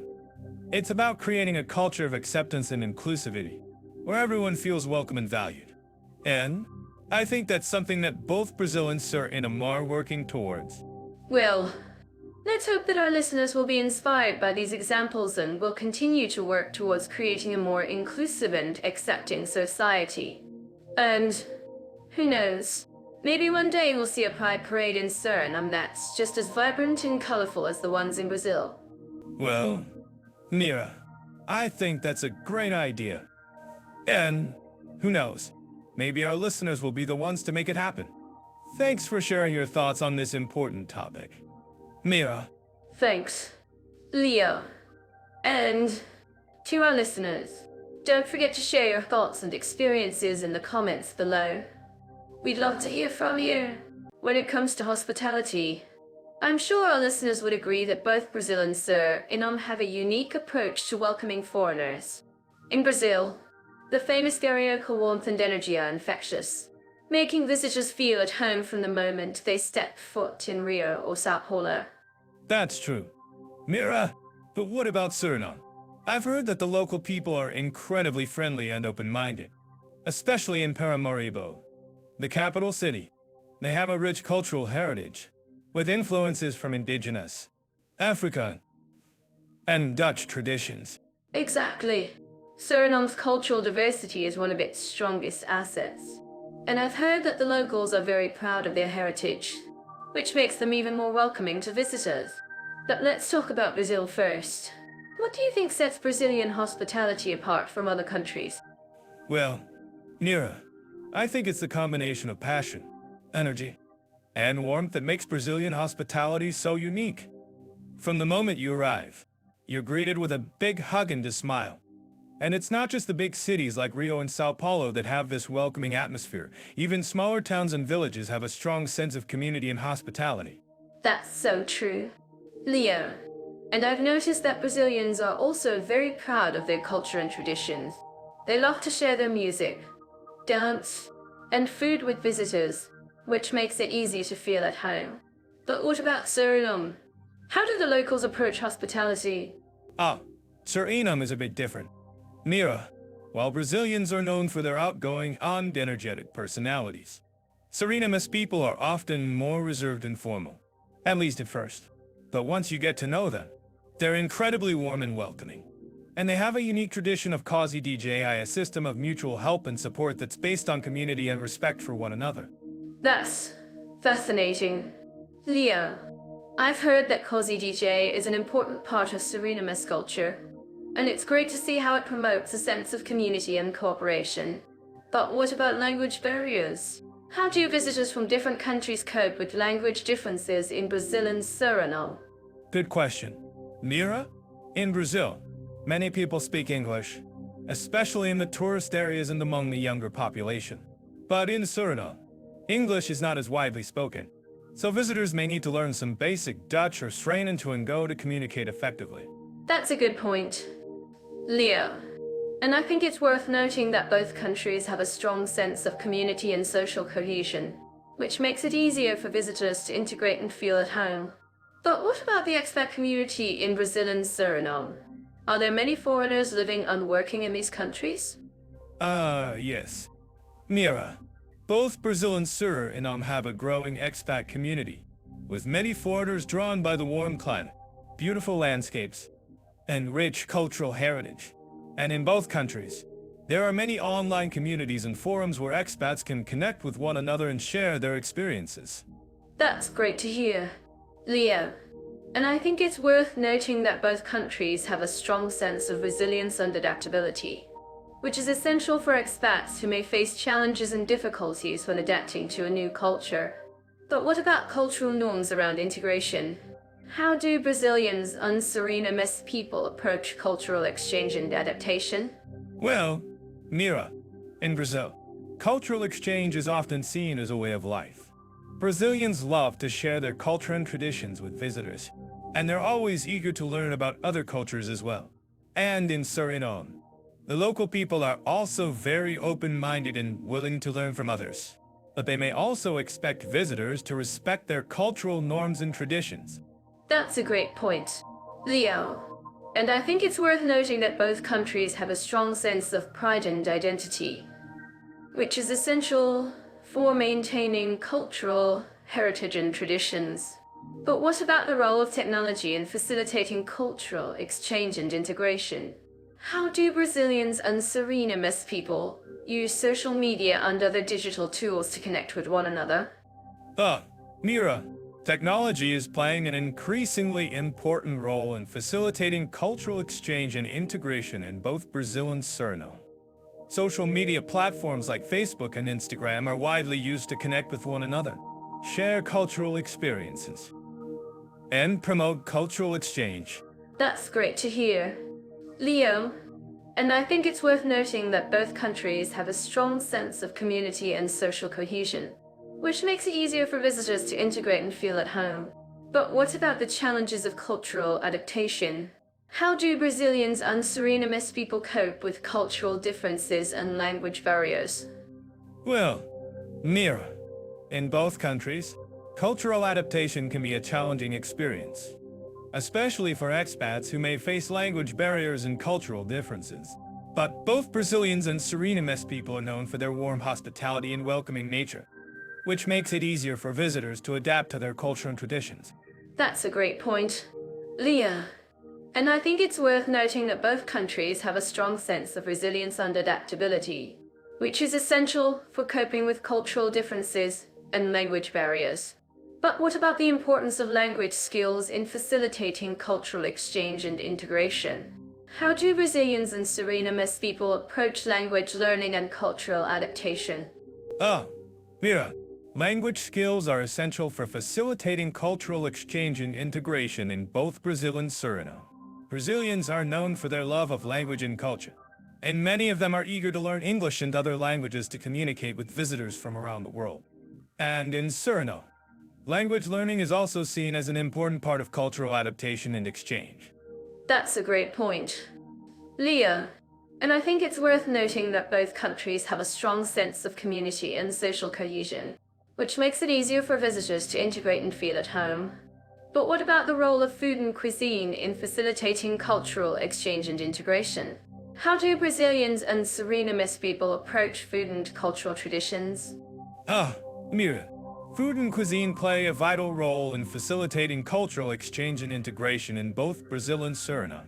Brazilians love to share their delicious cuisine with visitors, and Surinamese people are also known for their rich culinary traditions and love of food. That's a great point, Leo. And I think it's worth noting that both countries have a strong sense of pride and identity, which is essential for maintaining cultural heritage and traditions. But what about the importance of cultural exchange and adaptation in promoting global understanding and peace? How do Brazilians and Surinamese people approach cultural exchange and adaptation? Well, Mira, cultural exchange and adaptation are essential for promoting global understanding and peace in both Brazil and Suriname by sharing their cultures and traditions with one another. Brazilians and Surinamese people can build bridges of understanding and respect. And so that into the digital world of Brazil and Suriname, I'm curious, Leo, have you ever tried to navigate the internet in Brazil? I've heard it can be a bit of a wild ride. Yeah, I have. And let me tell you, it's a love-hate relationship. On one hand, Brazil has made significant strides in internet accessibility, especially in major cities like Sao Paulo and Rio de Janeiro. But on the other hand, the infrastructure can be a bit, let's say, interesting. Interesting? That's one way to put it. I've heard that internet speeds in Brazil can be quite slow, especially in rural areas. But I'm sure our listeners who live in Brazil would agree that it's still a vast improvement over what it used to be. Exactly. And it's not just about the speed. Mira, Brazil has also been investing heavily in digital infrastructure, including fiber optic cables and data centers. It's a great step forward for a country that's looking to become a major player in the digital economy. That's right. And speaking of digital economies, have you heard about the Brazil Digital Initiative? It's a program that aims to boost digital entrepreneurship and innovation in the country. Ah, yes, I've heard of it. And it's a great example of how Brazil is trying to leverage its digital potential to drive economic growth. But I have to say, Mira, it's kind of like a thing. At Suriname is also doing some amazing things in the digital space. Have you heard about their e-government initiatives? Actually, I haven't. But I'd love to hear more about it. Go on. Well, Suriname has been working on implementing a digital platform for government services, making it easier for citizens to access information and conduct transactions online. It's a great step forward for a country that's looking to modernize its infrastructure. Well, that sounds impressive. And I'm sure our listeners who live in Suriname would be to hear about it. I'm curious. Leo, what do you think is the biggest challenge facing Brazil's digital infrastructure right now? That's a great question. Mira, I think one of the biggest challenges is the lack of investment in rural areas. Many rural communities in Brazil still don't have access to reliable internet, which can make it difficult for them to participate in the digital economy. That's a great point. Leo, and it's not just about the infrastructure. It's also about access to devices and digital literacy. Many people in rural areas may not have the resources or knowledge to take advantage of the digital economy. Exactly. And it's a challenge that both Brazil and Suriname are facing. But I have to say, Mira, that Suriname is doing some innovative things to address this issue. Have you heard about their digital literacy programs? Actually, I haven't. But I'd love to hear more about it. Go on. Well, Suriname has been working on implementing digital literacy programs to help citizens develop the skills they need to participate in the digital economy. It's a great initiative, and I think it's really making a difference in the country. That's fantastic. And I'm sure our listeners would love to know more about it. I'm curious. What do you think is the future of digital infrastructure in Brazil and Suriname? Ah, that's a great question. Mira, I think the future is bright for both countries. With the right investment in infrastructure, I think they can become major players in the digital economy. And, of course, it's not just about the technology. It's also about the people and the culture. Absolutely. And I think that's what makes this conversation so interesting. Leo, it's not just about the technical aspects of digital infrastructure. It's also about the people and the culture behind it. Exactly. And I think that's what makes Brazil and Suriname so unique. They have a rich cultural heritage and a strong sense of community, which I think is really going to help drive their digital development. Well, I think that's a great note to end on. Leo, thanks for sharing your insights with us today. No problem.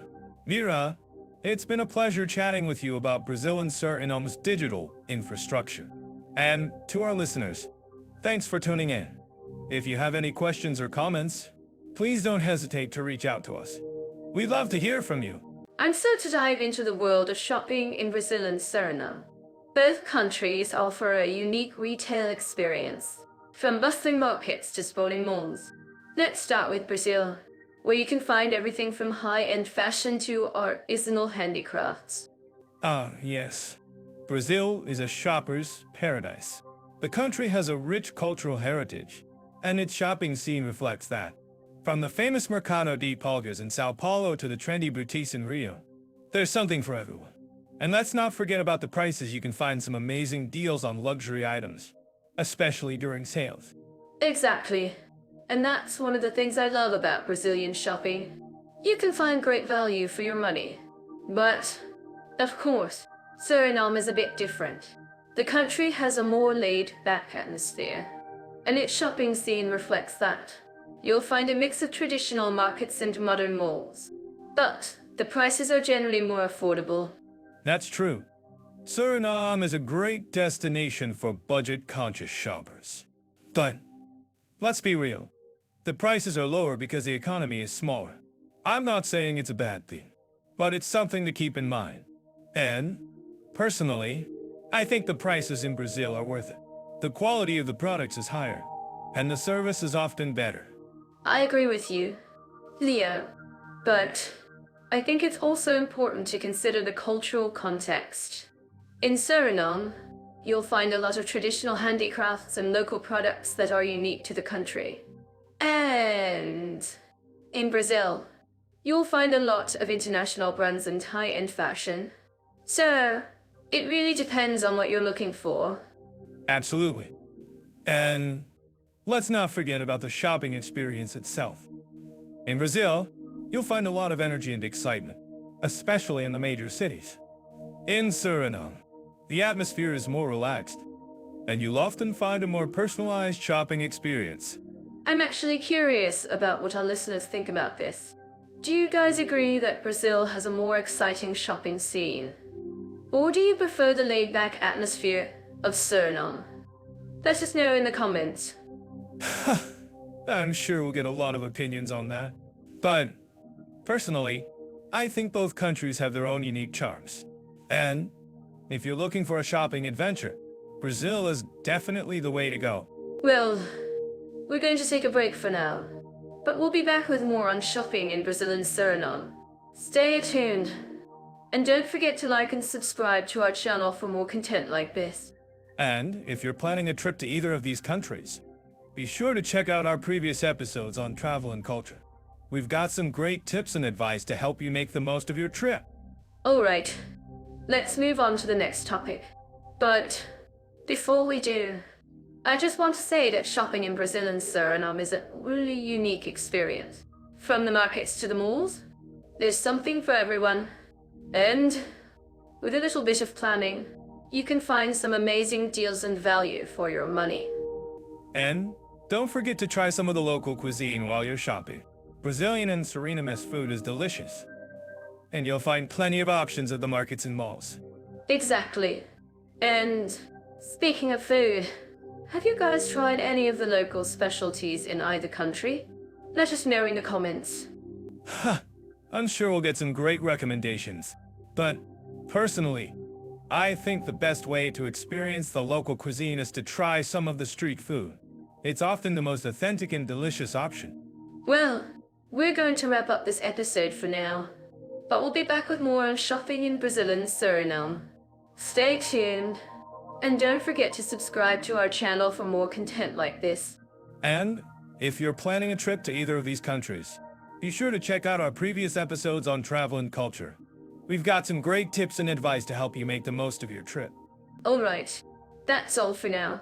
Thanks for listening, and we'll see you in the next episode. I'm so to dive into the vibrant cultural scene of Brazil and Suriname. These countries are a treasure trove of festivals, concerts, and events that showcase their unique heritage. Let's start with Brazil, shall we? Their carnival celebrations are world famous, with colorful parades, samba music, and of course, plenty of dancing in the streets. It's a true spectacle that brings the community together. Ah, yes. The carnival in Rio de Janeiro is a must-see. But what about Suriname? I've heard their cultural events are just as lively, with a mix of indigenous, African, and Dutch influences. Have you explored the festivals in Suriname? Mira? Actually, I was just about to talk about that. Suriname's festivals are indeed a fascinating blend of cultures. The Keti celebrations in July, for example, commemorate the abolition of slavery. And it's a wonderful display of music, dance, and traditional clothing. And let's not forget the Suriname International Film Festival, which showcases local and international films. Wow, that sounds amazing. I'm curious. Mira, how do these festivals bring the community together? In Brazil, I've noticed that the carnival is more of an individual expression, with people showcasing their own costumes and dance moves. But in Suriname, it seems like the festivals are more of a collective celebration. That's a great point. Leo, in Suriname, the festivals are indeed more about community and shared heritage. The Keti celebrations, for example, are a time for families and friends to come together and remember their history. And the film festival is a great way to bring people together through the shared love of cinema. These events are a testament to the power of culture to unite people. I completely agree. Mira, and speaking of unity, I've heard that Brazil and Suriname have a strong tradition of music and dance. Can you tell us more about that? Ah, yes. Brazil is famous for its samba music and dance. But Suriname has its own unique styles, such as the Saramaccan music and dance. And let's not forget the traditional instruments, like the kora and the djembe, which are an integral part of Suriname's musical heritage. Wow, that's fascinating. I had no idea about the Saramaccan music and dance, and I'm sure our listeners would love to know more about it. For more, check out Genof. They have some amazing resources on Suriname's cultural scene. Exactly. And I'm sure our listeners would agree that cultural events and festivals are a vital part of any country's identity, whether it's the Carnival in Brazil or the Keti celebrations in Suriname. These events bring people together and showcase the unique heritage of each country. Absolutely, Mira. And I think it's worth noting that these festivals are not just about entertainment, but also about preserving cultural traditions and passing them down to future generations. That's so true. Leo? And I think it's also worth mentioning that these festivals are a great way to experience the local culture. Even if you're not from the country, whether you're visiting Brazil or Suriname, attending one of these festivals is a great way to immerse yourself in the local culture. Well, I think that's all the time we have for today's topic. But before we go, I want to ask our listeners, have you ever attended a festival or concert in Brazil or Suriname? If so, what was your experience like? Let us know in the comments. And don't forget to check out Jet AI for more information on cultural trends and events in Brazil and Suriname. These insights could have been possible without Jet by referring to cultural trends, but it's always nice to have a resource like that to rely on. Well, that's all for today. Folks, thanks for tuning into our podcast, and we'll catch you in the next episode. So, let's talk about the ease of learning the local language in Brazil and Suriname. As we all know, language is a huge part of any culture, and mastering it can make a huge difference in your experience. Absolutely. Mira, and I think Brazil is a great example of a country where language learning can be relatively easy for English speakers. The Portuguese language is similar to Spanish, so if you already know Spanish, you'll have a head start. That's true. Leo, but what about Suriname? I've heard that the Creole language spoken there is quite unique. How do you think someone would go about learning it? Well, Suriname is a bit of a challenge, but it's also a great opportunity for language learners. The Creole language is a blend of Dutch, English, and various African languages, so it's definitely a unique experience. I've heard that Suriname has a number of language schools and programs that cater specifically to foreigners. Can you tell us a bit more about those? Yes, that's right. Suriname has a number of language schools and programs that offer courses in Creole, as well as other languages like English and Dutch.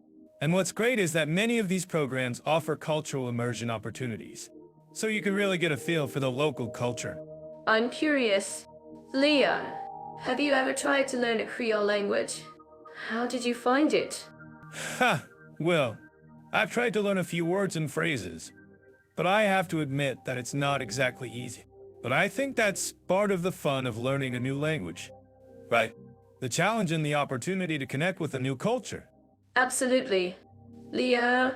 And I think that's one of the things that's so great about traveling to new countries, the opportunity to learn and connect with new cultures. And speaking of traveling, have you ever been to Brazil or Suriname? Yes, I have been to both countries, and I have to say that Brazil is definitely a favorite of mine. The culture, the food, the music, it's all just so vibrant and alive. I completely agree. Leo. And I think that's one of the things that makes Brazil such a great destination for language learners. The language itself is so beautiful and expressive, and the culture is just so rich and diverse. That's true. Mira, and I think that's one of the things that's so great about traveling to new countries, the opportunity to experience new cultures and learn new languages. And speaking of language, Have you ever tried to use Google Translate in Brazil or Suriname? Oh, yes. I have tried to use Google Translate in Brazil. And let's just say that it's not always the most reliable tool. But I think that's part of the fun of learning a new language, the challenge and the opportunity to connect with a new culture. That's true, Mira. And I think that's one of the things that's so great about language, learning the opportunity to connect with a new culture and make new friends. And speaking of making new friends, have you ever tried to use language exchange websites or apps in Brazil or Suriname? Yes, I have used language exchange websites and apps in both countries. And I have to say that they're a great resource for language learners. You can find language exchange partners, practice your language skills, and even make new friends. I'm curious. Leo, have you ever used language exchange websites or apps to find a language tutor in Brazil or Suriname?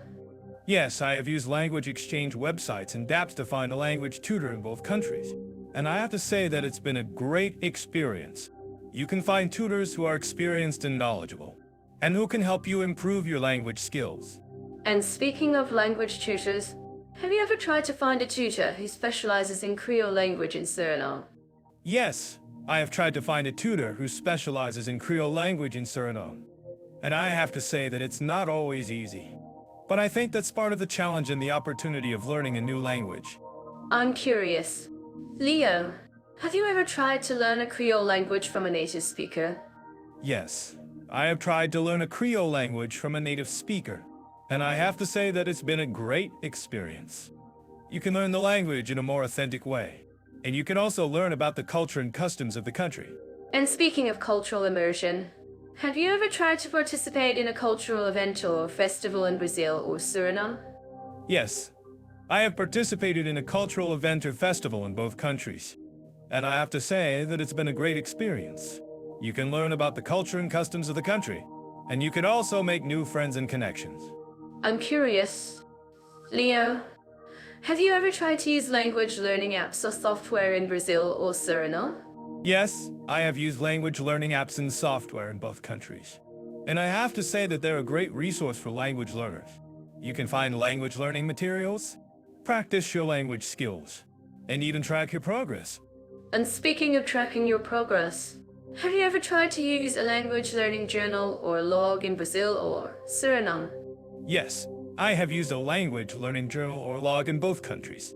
And I have to say that it's been a great experience. You can track your progress, set goals, and even reflect on your learning experience. I'm curious. Leo, have you ever tried to find a language learning community or group in Brazil or Suriname? Yes, I have found a language learning community or group in both countries. And I have to say that it's been a great experience. You can connect with other language learners, practice your language skills, and even make new friends. And speaking of making new friends, have you ever tried to use language learning websites or forums in Brazil or Suriname? Yes, I have used language learning websites and forums in both countries. And I have to say that they're a great resource for language learners. You can find language learning materials, practice your language skills, and even connect with other language learners. And speaking of connecting with other language learners, have you ever tried to find a language exchange partner in Brazil or Suriname? Yes, I have found a language exchange partner in both countries. And I have to say that it's been a great experience. You can practice your language skills, learn about the culture and customs of the country, and even make new friends. And speaking of making new friends, have you ever tried to use social media to connect with other language learners in Brazil or Suriname? Yes, I have used social media to connect with other language learners in both countries. When it comes to safety and comfort for women travelers, both Brazil and Suriname have their own unique stories to tell. As we explore these countries, I'm curious to know, Leah, what do you think is the biggest misconception about traveling as a woman in Brazil? That's a great question. Mira, I think many people assume that Brazil is a country where women are constantly harassed or catcalled. But that's not entirely true. Of course, like anywhere else, there are incidents. But Brazil has made significant strides in recent years to improve women's safety.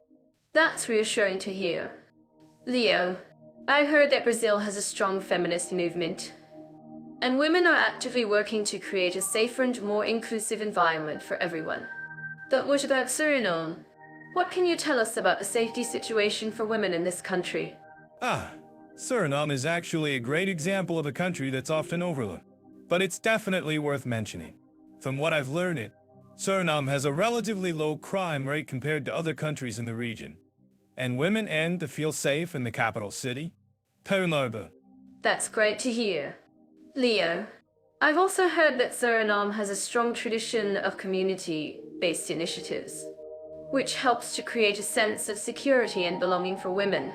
But what about the cultural attitudes towards women in both countries? How do you think they impact the safety and comfort of women travelers? Ah, that's a great question. Mira, in both countries, there's a strong emphasis on family and community, which can be beneficial for women. However, in Brazil, there's also a complex mix of machismo and feminist ideals, which can sometimes lead to contradictions.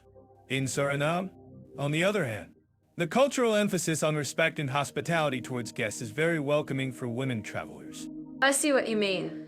Leo, it's interesting to note that both countries have a strong sense of community and family, but the cultural nuances are what make each country unique. Speaking of community initiatives, I'm curious to know, Leo, what kind of programs or initiatives are in place to support women's safety and empowerment in Brazil and Suriname?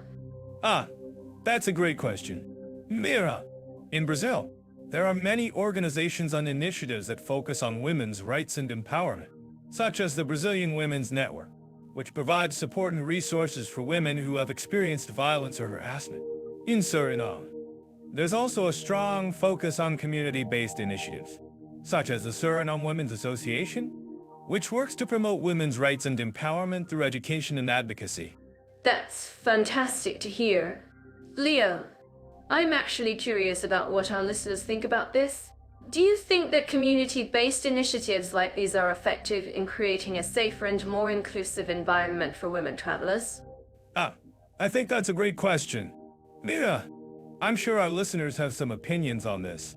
In fact, I've heard that many women travelers have had positive experiences in both Brazil and Suriname, thanks to the warm and welcoming nature of the local people. That's wonderful to hear. I'm sure our listeners would love to share their own experiences and tips for staying safe and comfortable as women travelers in Brazil and Suriname. So, let's open it up to our listeners. If you have any comments or questions, please feel free to share them in the comments section below. Ah, I think that's a great idea. Mira, I'm sure our listeners will have some valuable insights to share. And speaking of insights, I'm curious to know, Mira, what do you think is the most important thing for women travelers to remember when traveling to Brazil and Suriname? That's a great question.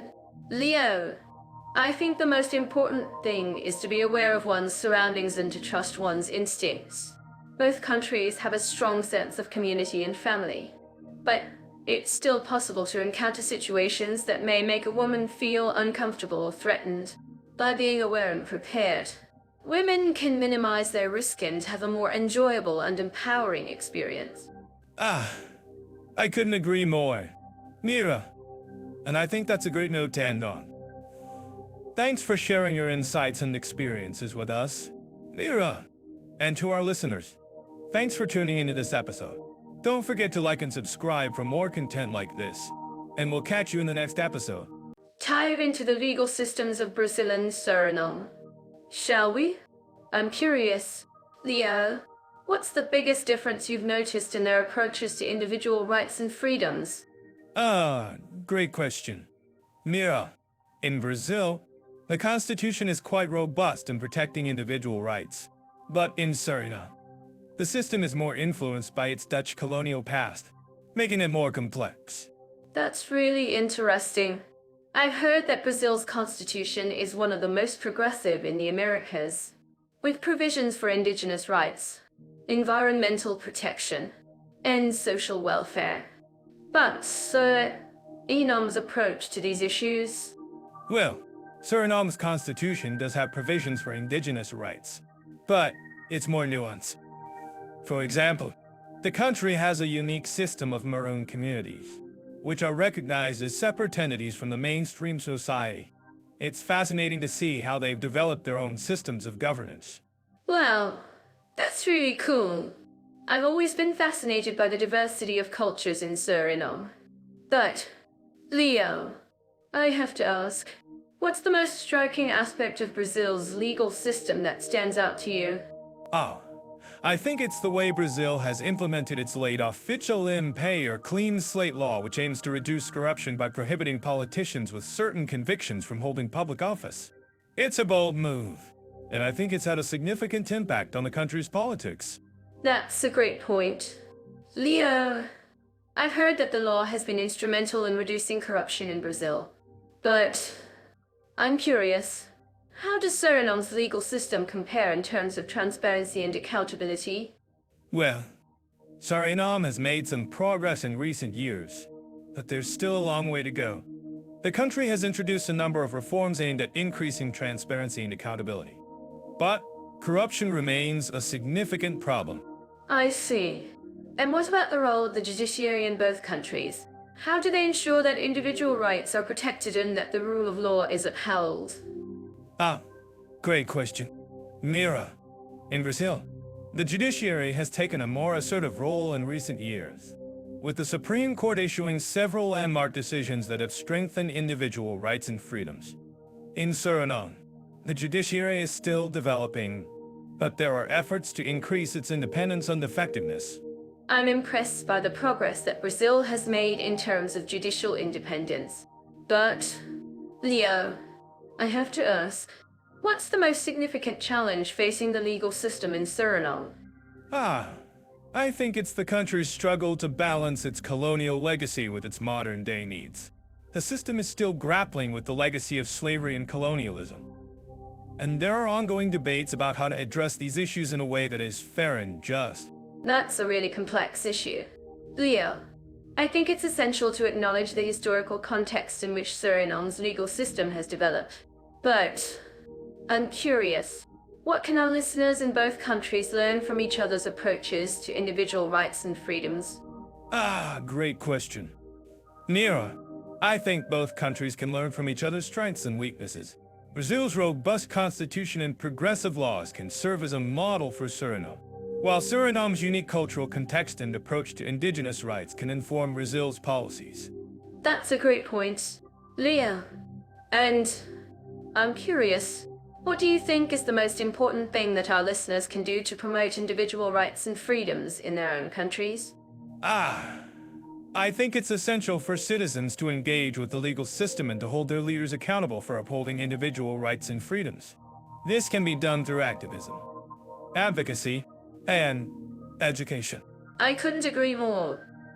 And I think that's a great note to end on. Thank you for sharing your insights with us today. And I hope our listeners will continue the conversation in the comments. Thank you. Mira, it's been a pleasure discussing the legal systems of Brazil and Suriname with you. I hope our listeners will continue the conversation and share their thoughts and experiences. I'm so to dive into the world of spa, healthy living, and relaxation opportunities in Brazil and Suriname. As we explore these two countries, I want to ask, have you ever been to a spa in Brazil? Leo? Yes, I have. And let me tell you, it was a treat for my muscles. The Brazilian spa I went to had a wonderful blend of traditional and modern treatments. But I have to say, I'm a bit more of a rugged outdoorsy type. So I'd love to hear more about the holistic wellness practices in Suriname. Well, I think you'd be by the variety of wellness options available in Suriname. From traditional healing practices to modern yoga studios, there's something for everyone. And I have to say, the scenery in Suriname is just breathtaking, the perfect setting for a relaxing getaway. Yes, I can imagine. But tell me, Mira, what's the most popular spa treatment in Brazil? Is it the traditional massage or something more unique? Oh, it's a tie between the traditional massage and the famous papaya wrapper sweet and nourishing treatment that leaves your skin feeling like silk. And if you're looking for something truly unique, You have to try the Botox facial, it's a Brazilian spa favorite. Well, I think I'll stick to the traditional massage. Thank you very much. But, seriously, Mira, what's the cultural significance of spa going in Brazil? Is it more than just a relaxing activity? Ah, absolutely. In Brazil, spa going is a way of life. It's a time to disconnect from the hustle and bustle of daily life and reconnect with oneself and nature. And let's be real, it's also a great excuse to indulge in some delicious Brazilian cuisine like a canned coconut water. Well, I think I can get on board with that. And speaking of cuisine, I've heard that Suriname has some amazing healthy food options. Can you tell me more about the local produce and markets? Oh, yes. Suriname has some of the most vibrant markets in the Caribbean filled with colorful produce, fresh seafood, and local specialties like cassava and plantains. And as for healthy food options, you can find everything from vegan restaurants to juice bars. It's a foodie's paradise. Well, I think I've got my next foodie adventure planned. But, seriously, Mira, what's the most unique wellness practice in Suriname? Is it something that combines traditional and modern elements? Ah, yes. In Suriname, you can find a unique blend of traditional healing practices and modern yoga studios. And if you're looking for something truly unique, you have to try the bush medicine traditional healing practice that uses local plants and herbs to promote wellness. Ah, that sounds fascinating. And I'm curious, Mira, how do the locals approach wellness in Suriname? Is it more of a community-driven activity? Ah, yes. In Suriname, wellness is a community-driven activity. The locals believe in taking care of themselves and their community, and they often share their knowledge and traditions with visitors. And let's be real, it's also a great way to connect with nature and the local culture. Well, I think I've got a better understanding of the wellness scene in Suriname now. And I'm sure our listeners would love to know more about it too. So, if you have any tips or recommendations for wellness in Suriname, please let us know in the comments below. And don't forget to follow us on social media for more updates. On our next episode, we'll be exploring the world of nightlife in Brazil and Suriname. Well, I think as episode. Thanks for joining us on this journey through the world of spa, healthy living, and relaxation opportunities in Brazil and Suriname. And don't forget to take care of yourselves. Dear listeners, remember to indulge in some spot. And try out some of those amazing local wellness practices. Dive into the fascinating world of spirituality in Brazil and Suriname. Both countries have a rich history of diverse cultures and faiths. I'm curious. Leo, what's your first impression of the spiritual landscape in Brazil? Brazil is a melting pot of faiths, with a strong Catholic influence, but also a vibrant Afro-Brazilian and indigenous spiritual scene. I'm intrigued by the significance of African and European traditions in Candomblé. For example, That's fascinating. I've heard that Candomblé is a unique blend of African and Catholic practices. In fact, I've seen some amazing depictions of orishas in Brazilian art and literature. Speaking of which, have you explored the beautiful Catholic architecture in Brazil? yes, I have. The Basilica of Our Lady of Aparecida, for instance, is a stunning example of Baroque architecture. But I have to say, I'm more interested in the Afro-Brazilian traditions that have been suppressed and marginalized over time. That's a great point. Leo, the suppression of Afro-Brazilian traditions is a complex issue that's still relevant today. I'm actually curious about what our listeners think about this. Do you think it's possible for Afro-Brazilian traditions to be recognized and respected alongside Catholicism? I think it's essential for Afro-Brazilian traditions to be acknowledged and respected. In fact, I believe that the synchronicity of African and European traditions in Brazil is a strength, not a weakness. It's a testament to the resilience and creativity of the Afro-Brazilian community. I completely agree. And I think that's also true for Suriname, where you'll find a similar blend of African, indigenous, and European influences. have you had a chance to explore the Suriname spiritual landscape? Leo? Yes, I have. And I'm struck by the diversity of faiths and traditions in Suriname. From the Maroon communities in the interior to the Hindu and Muslim communities in Paramaribo. Suriname is a true melting pot of cultures and faiths. That's amazing. I heard that the Maroon communities in Suriname have a rich tradition of spiritual practices that blend African and indigenous influences. I'm curious. Leo, what do you think is the most important aspect of Suriname's spiritual landscape?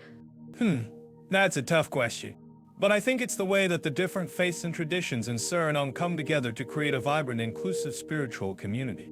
In fact, I've noticed that the Surinamese people have a strong sense of tolerance and respect for one another's faith. I think that's wonderful. And I'm certain that our listeners living in Suriname would agree with me. In fact, I'm actually curious about what our listeners think about this. Do you think that the tolerance and respect for different faiths in Suriname is something that could be replicated in other countries? I think it's definitely possible. And I believe that it's essential for creating a more harmonious and inclusive society. In fact, I think that the Surinamese people have a lot to teach us about the importance of tolerance and respect. I couldn't agree more. Leo, and I think that's a great note to end on. Before we go, I just want to say that we'd love to hear from you, our listeners, about your experiences with spirituality in Brazil and Suriname. Do you have any thoughts or comments on the topic? Please, let us know in the comments below. And don't forget to like and subscribe to our channel for more content on spirituality and culture. Thanks for tuning in, everyone. I'm curious. Leo, how do you think Brazil compares to Suriname when it comes to social equality, respect for minorities, and diversity? Well, Mira, Brazil has a reputation for being a melting pot of cultures, with a mix of indigenous, European, African, and Asian influences. But, let's be real, it's not without its challenges. I mean, have you seen the statistics on racial inequality in Brazil? It's staggering. That's true. But Brazil has made significant strides in recent years to address these issues. For example, the country has implemented policies to promote affirmative action and increase representation of underrepresented groups in government and education. I agree. Mira, it's kind of like a thing, and it's great to see progress being made. But I think we should also talk about the cultural celebrations in both countries. In Brazil, Carnival is a huge deal, and it's all about inclusivity and diversity. People from all walks of life come together to celebrate music, dance, and culture. That's so true. Leo, and in Suriname, we have the same kind of spirit, but with a unique twist. Our cultural celebrations are heavily influenced by our indigenous and African heritage. And it's amazing to see how people come together to preserve and celebrate their traditions. I'm actually curious about what our listeners think about this. Do you think it's easier for people to celebrate their cultural heritage in Suriname versus Brazil? That's a great question. Leo, I think it's definitely easier in Suriname, simply because of the country's smaller size and more intimate communities. But I also think that Brazil's larger size and diversity of cultures can actually be a strength when it comes to celebrating and preserving cultural heritage. That's a valid point, Mira. And I think it's also worth noting that both countries have made significant efforts to promote cultural diversity and inclusion. For example, Brazil has implemented policies to promote the use of indigenous languages and cultures in education and government. Exactly. And in Suriname, we have a similar approach, with a strong emphasis on preserving and promoting our indigenous and African cultures. But I think we should also talk about the challenges that both countries face when it comes to social equality and respect for minorities. Yes, that's a great point. Mira, both countries have struggled with issues of racism and xenophobia, and it's clear that there's still a long way to go in terms of achieving true social equality and respect for minorities. I'm certain that all living in Brazil and Suriname would agree with me that these are complex issues that require a nuanced approach. And I think it's great that we're having this conversation to raise awareness and promote understanding. Absolutely, Mira. And I think it's also worth noting that both countries have a strong tradition of community-led initiatives and grassroots efforts to promote social equality and respect for minorities. For example, in Brazil, there are many community organizations working to promote racial justice and equality. That's so inspiring. Leo! And in Suriname, we have similar community-led initiatives with a focus on promoting cultural diversity and inclusion. It's amazing to see how people are coming together to make a difference. I'm actually curious about what our listeners think about this. Do you think that community-led initiatives like these are the key to achieving true social equality and respect for minorities? That's a great question. Leo, I think it's definitely a key part of the solution, but it's not the only solution. I think we need a combination of community-led initiatives, government policies, and individual actions to achieve true social equality and respect for minorities. That makes sense. Mira, and I think it's also worth noting that both countries have a strong tradition of social activism and advocacy for social justice. For example, in Brazil, there are many organizations working to promote LGBTQ rights and challenge systemic racism. That's so true. Leo, and in Suriname, we have similar social activism and advocacy efforts, with a focus on promoting cultural diversity and inclusion. It's amazing to see how people are coming together to make a difference. I'm actually curious about what our listeners think about this. Do you think that social activism and advocacy are the key to achieving true social equality and respect for minorities? That's a great question. Leo, I think it's definitely an important part of the solution, but the only solution. I think we need a combination of social activism, government policies, and individual actions to achieve true social equality and respect for minorities. That makes sense.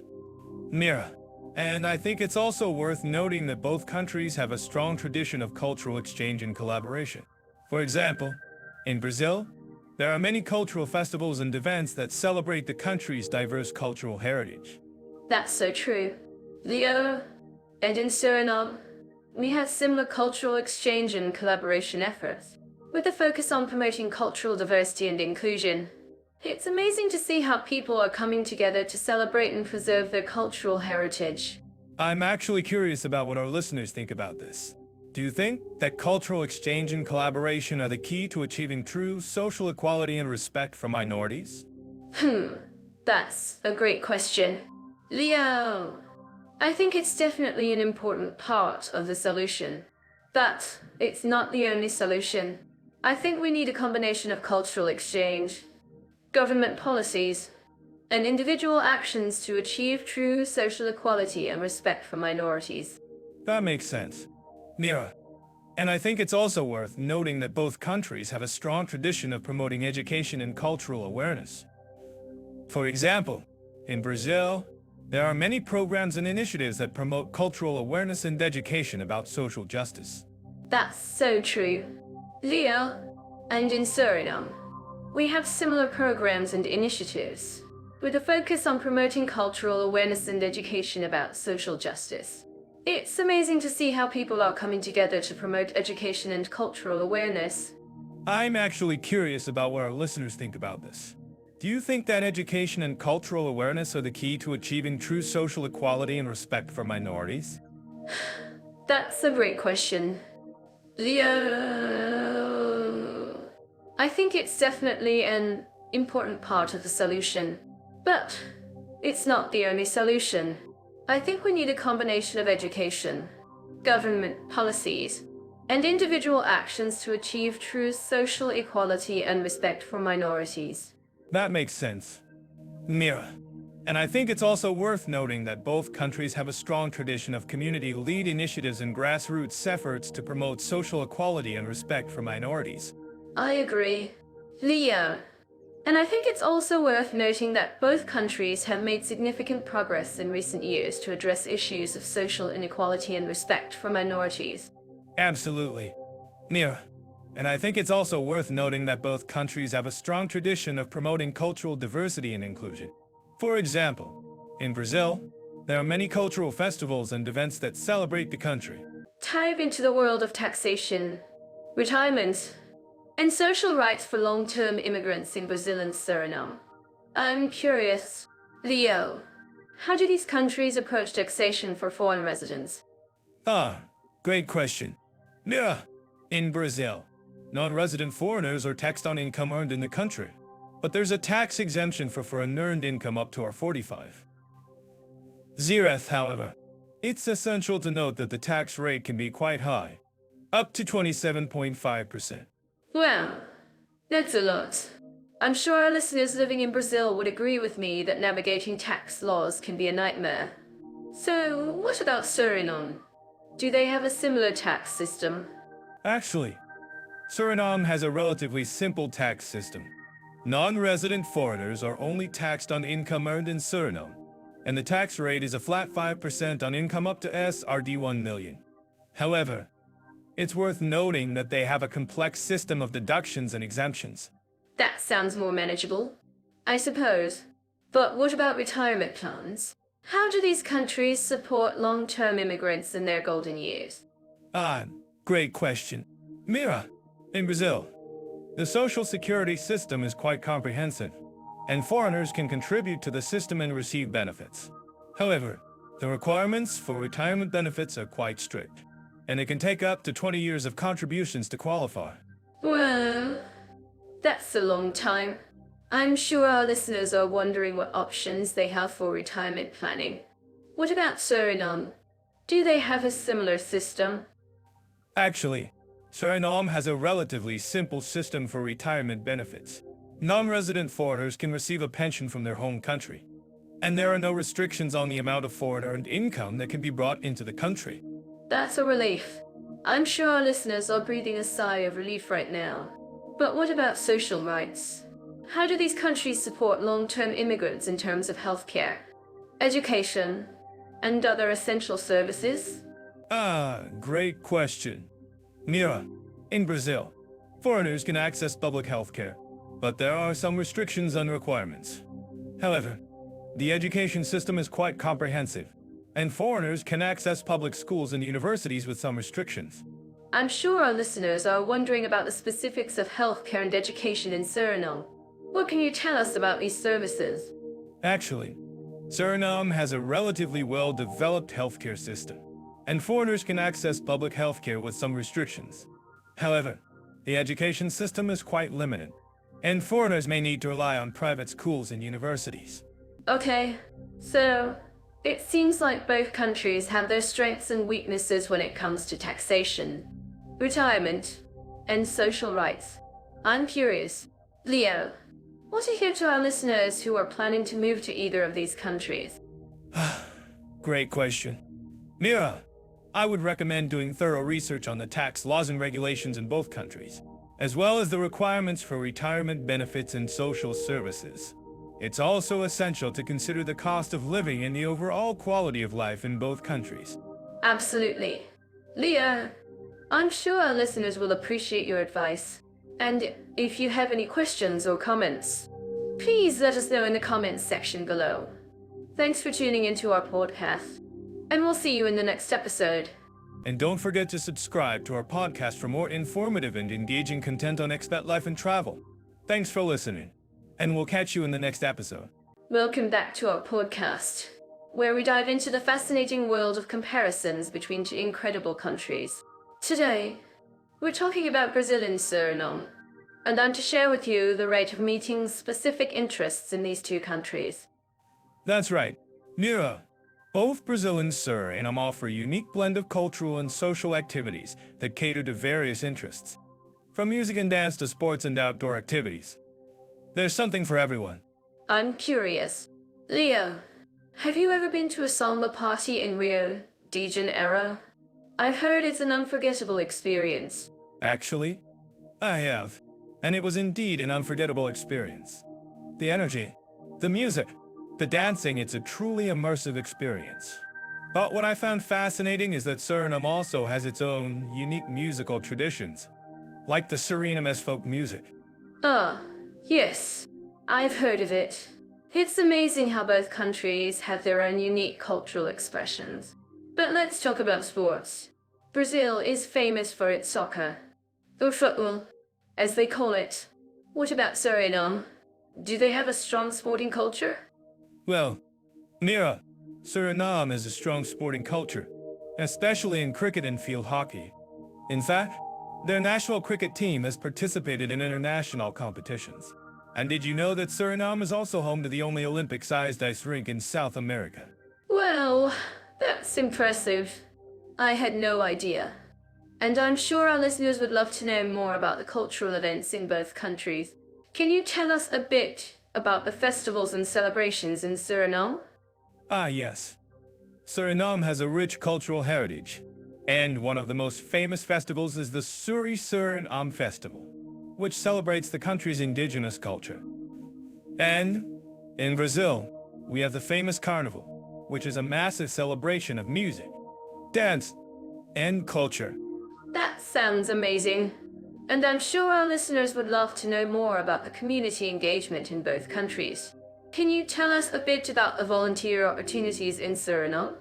Actually, Mira, Suriname has a strong tradition of community engagement, especially in the areas of environmental conservation and social welfare. Many organizations and NGOs work together to promote sustainable development and community empowerment. That's wonderful to hear.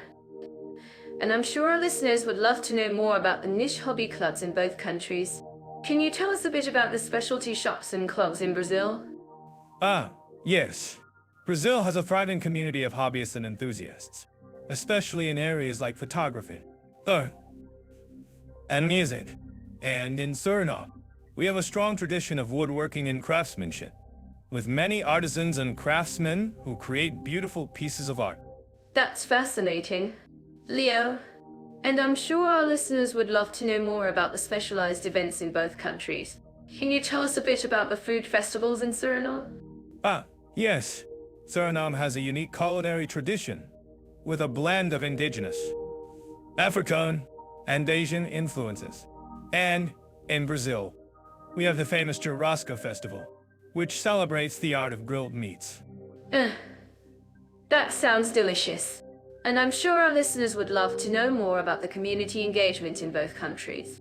Can you tell us a bit about the community centers in Brazil? Ah, yes. Brazil has a strong tradition of community centers and cultural institutions, which promote community engagement and social welfare. Many of these centers offer classes, workshops, and events that cater to various interests and hobbies. That's wonderful to hear. Leo, and I'm sure our listeners would love to know more about the niche hobby clubs in both countries. Can you tell us a bit about the book clubs in Suriname? Ah, yes. Suriname has a strong tradition of book clubs and literary societies, which promote reading and literature. And in Brazil, we have a thriving community of book clubs and literary events. That's great to hear, Leo. And I'm sure our listeners would love to know more about the specialized events in both countries. Can you tell us a bit about the music festivals in Suriname? Ah, yes. Suriname has a rich musical heritage, with many festivals and events that celebrate traditional music and culture. And in Brazil, we have the famous Rock in Rio Festival, which is one of the largest music festivals in the world. Wow, that's impressive. And I'm sure our listeners would love to know more about the community engagement in both countries. Can you tell us a bit about the volunteer opportunities in Brazil? Ah, yes. Brazil has a strong tradition of community engagement, especially in the areas of environmental conservation and social welfare. Many organizations and NGOs work together to promote sustainable development and community empowerment. That's wonderful to hear. Leo, and I'm sure our listeners would love to know more about the niche hobby clubs in both countries. Can you tell us a bit about the photography clubs in Suriname? Ah, yes. Suriname has a thriving community of photographers, with many clubs and groups that promote photography and visual arts. And in Brazil, we have a strong tradition of photography and visual arts, with many galleries and exhibitions. That's great to hear. And I'm sure our listeners would love to know more about the specialized events in both countries. Can you tell us a bit about the food festivals in Brazil? Ah, yes. Brazil has a unique culinary tradition with a blend of indigenous, African, and European influences. And in Suriname, we have the famous Cody Festival, which celebrates the abolition of slavery. That's fascinating. Leah, and I'm sure our listeners would love to know more about the community engagement in both countries. Can you tell us a bit about the community centers in Suriname? Ah, yes. Suriname has a strong tradition of community centers and cultural institutions, which promote community engagement and social welfare. Many of these centers offer classes, workshops, and events that cater to various interests and hobbies. That's wonderful to hear. Leo, and I'm sure our listeners would love to know more about the niche hobby clubs in both countries. Can you tell us a bit about the art clubs in Brazil? Ah, yes. Brazil has a thriving community of artists, with many clubs and groups that promote art and visual arts. And in Suriname, we have a strong tradition of wood carving and craftsmanship, with many artisans and craftsmen who create beautiful pieces of art. That's great to hear. Leo, and I'm sure our listeners would love to know more about the specialized events in both countries. Can you tell us a bit about the music festivals in Brazil? Ah, yes. Brazil has a rich musical heritage, with many festivals and events that celebrate traditional music and culture. And in Suriname, we have the famous Suriname Music Festival, which celebrates the country's musical traditions.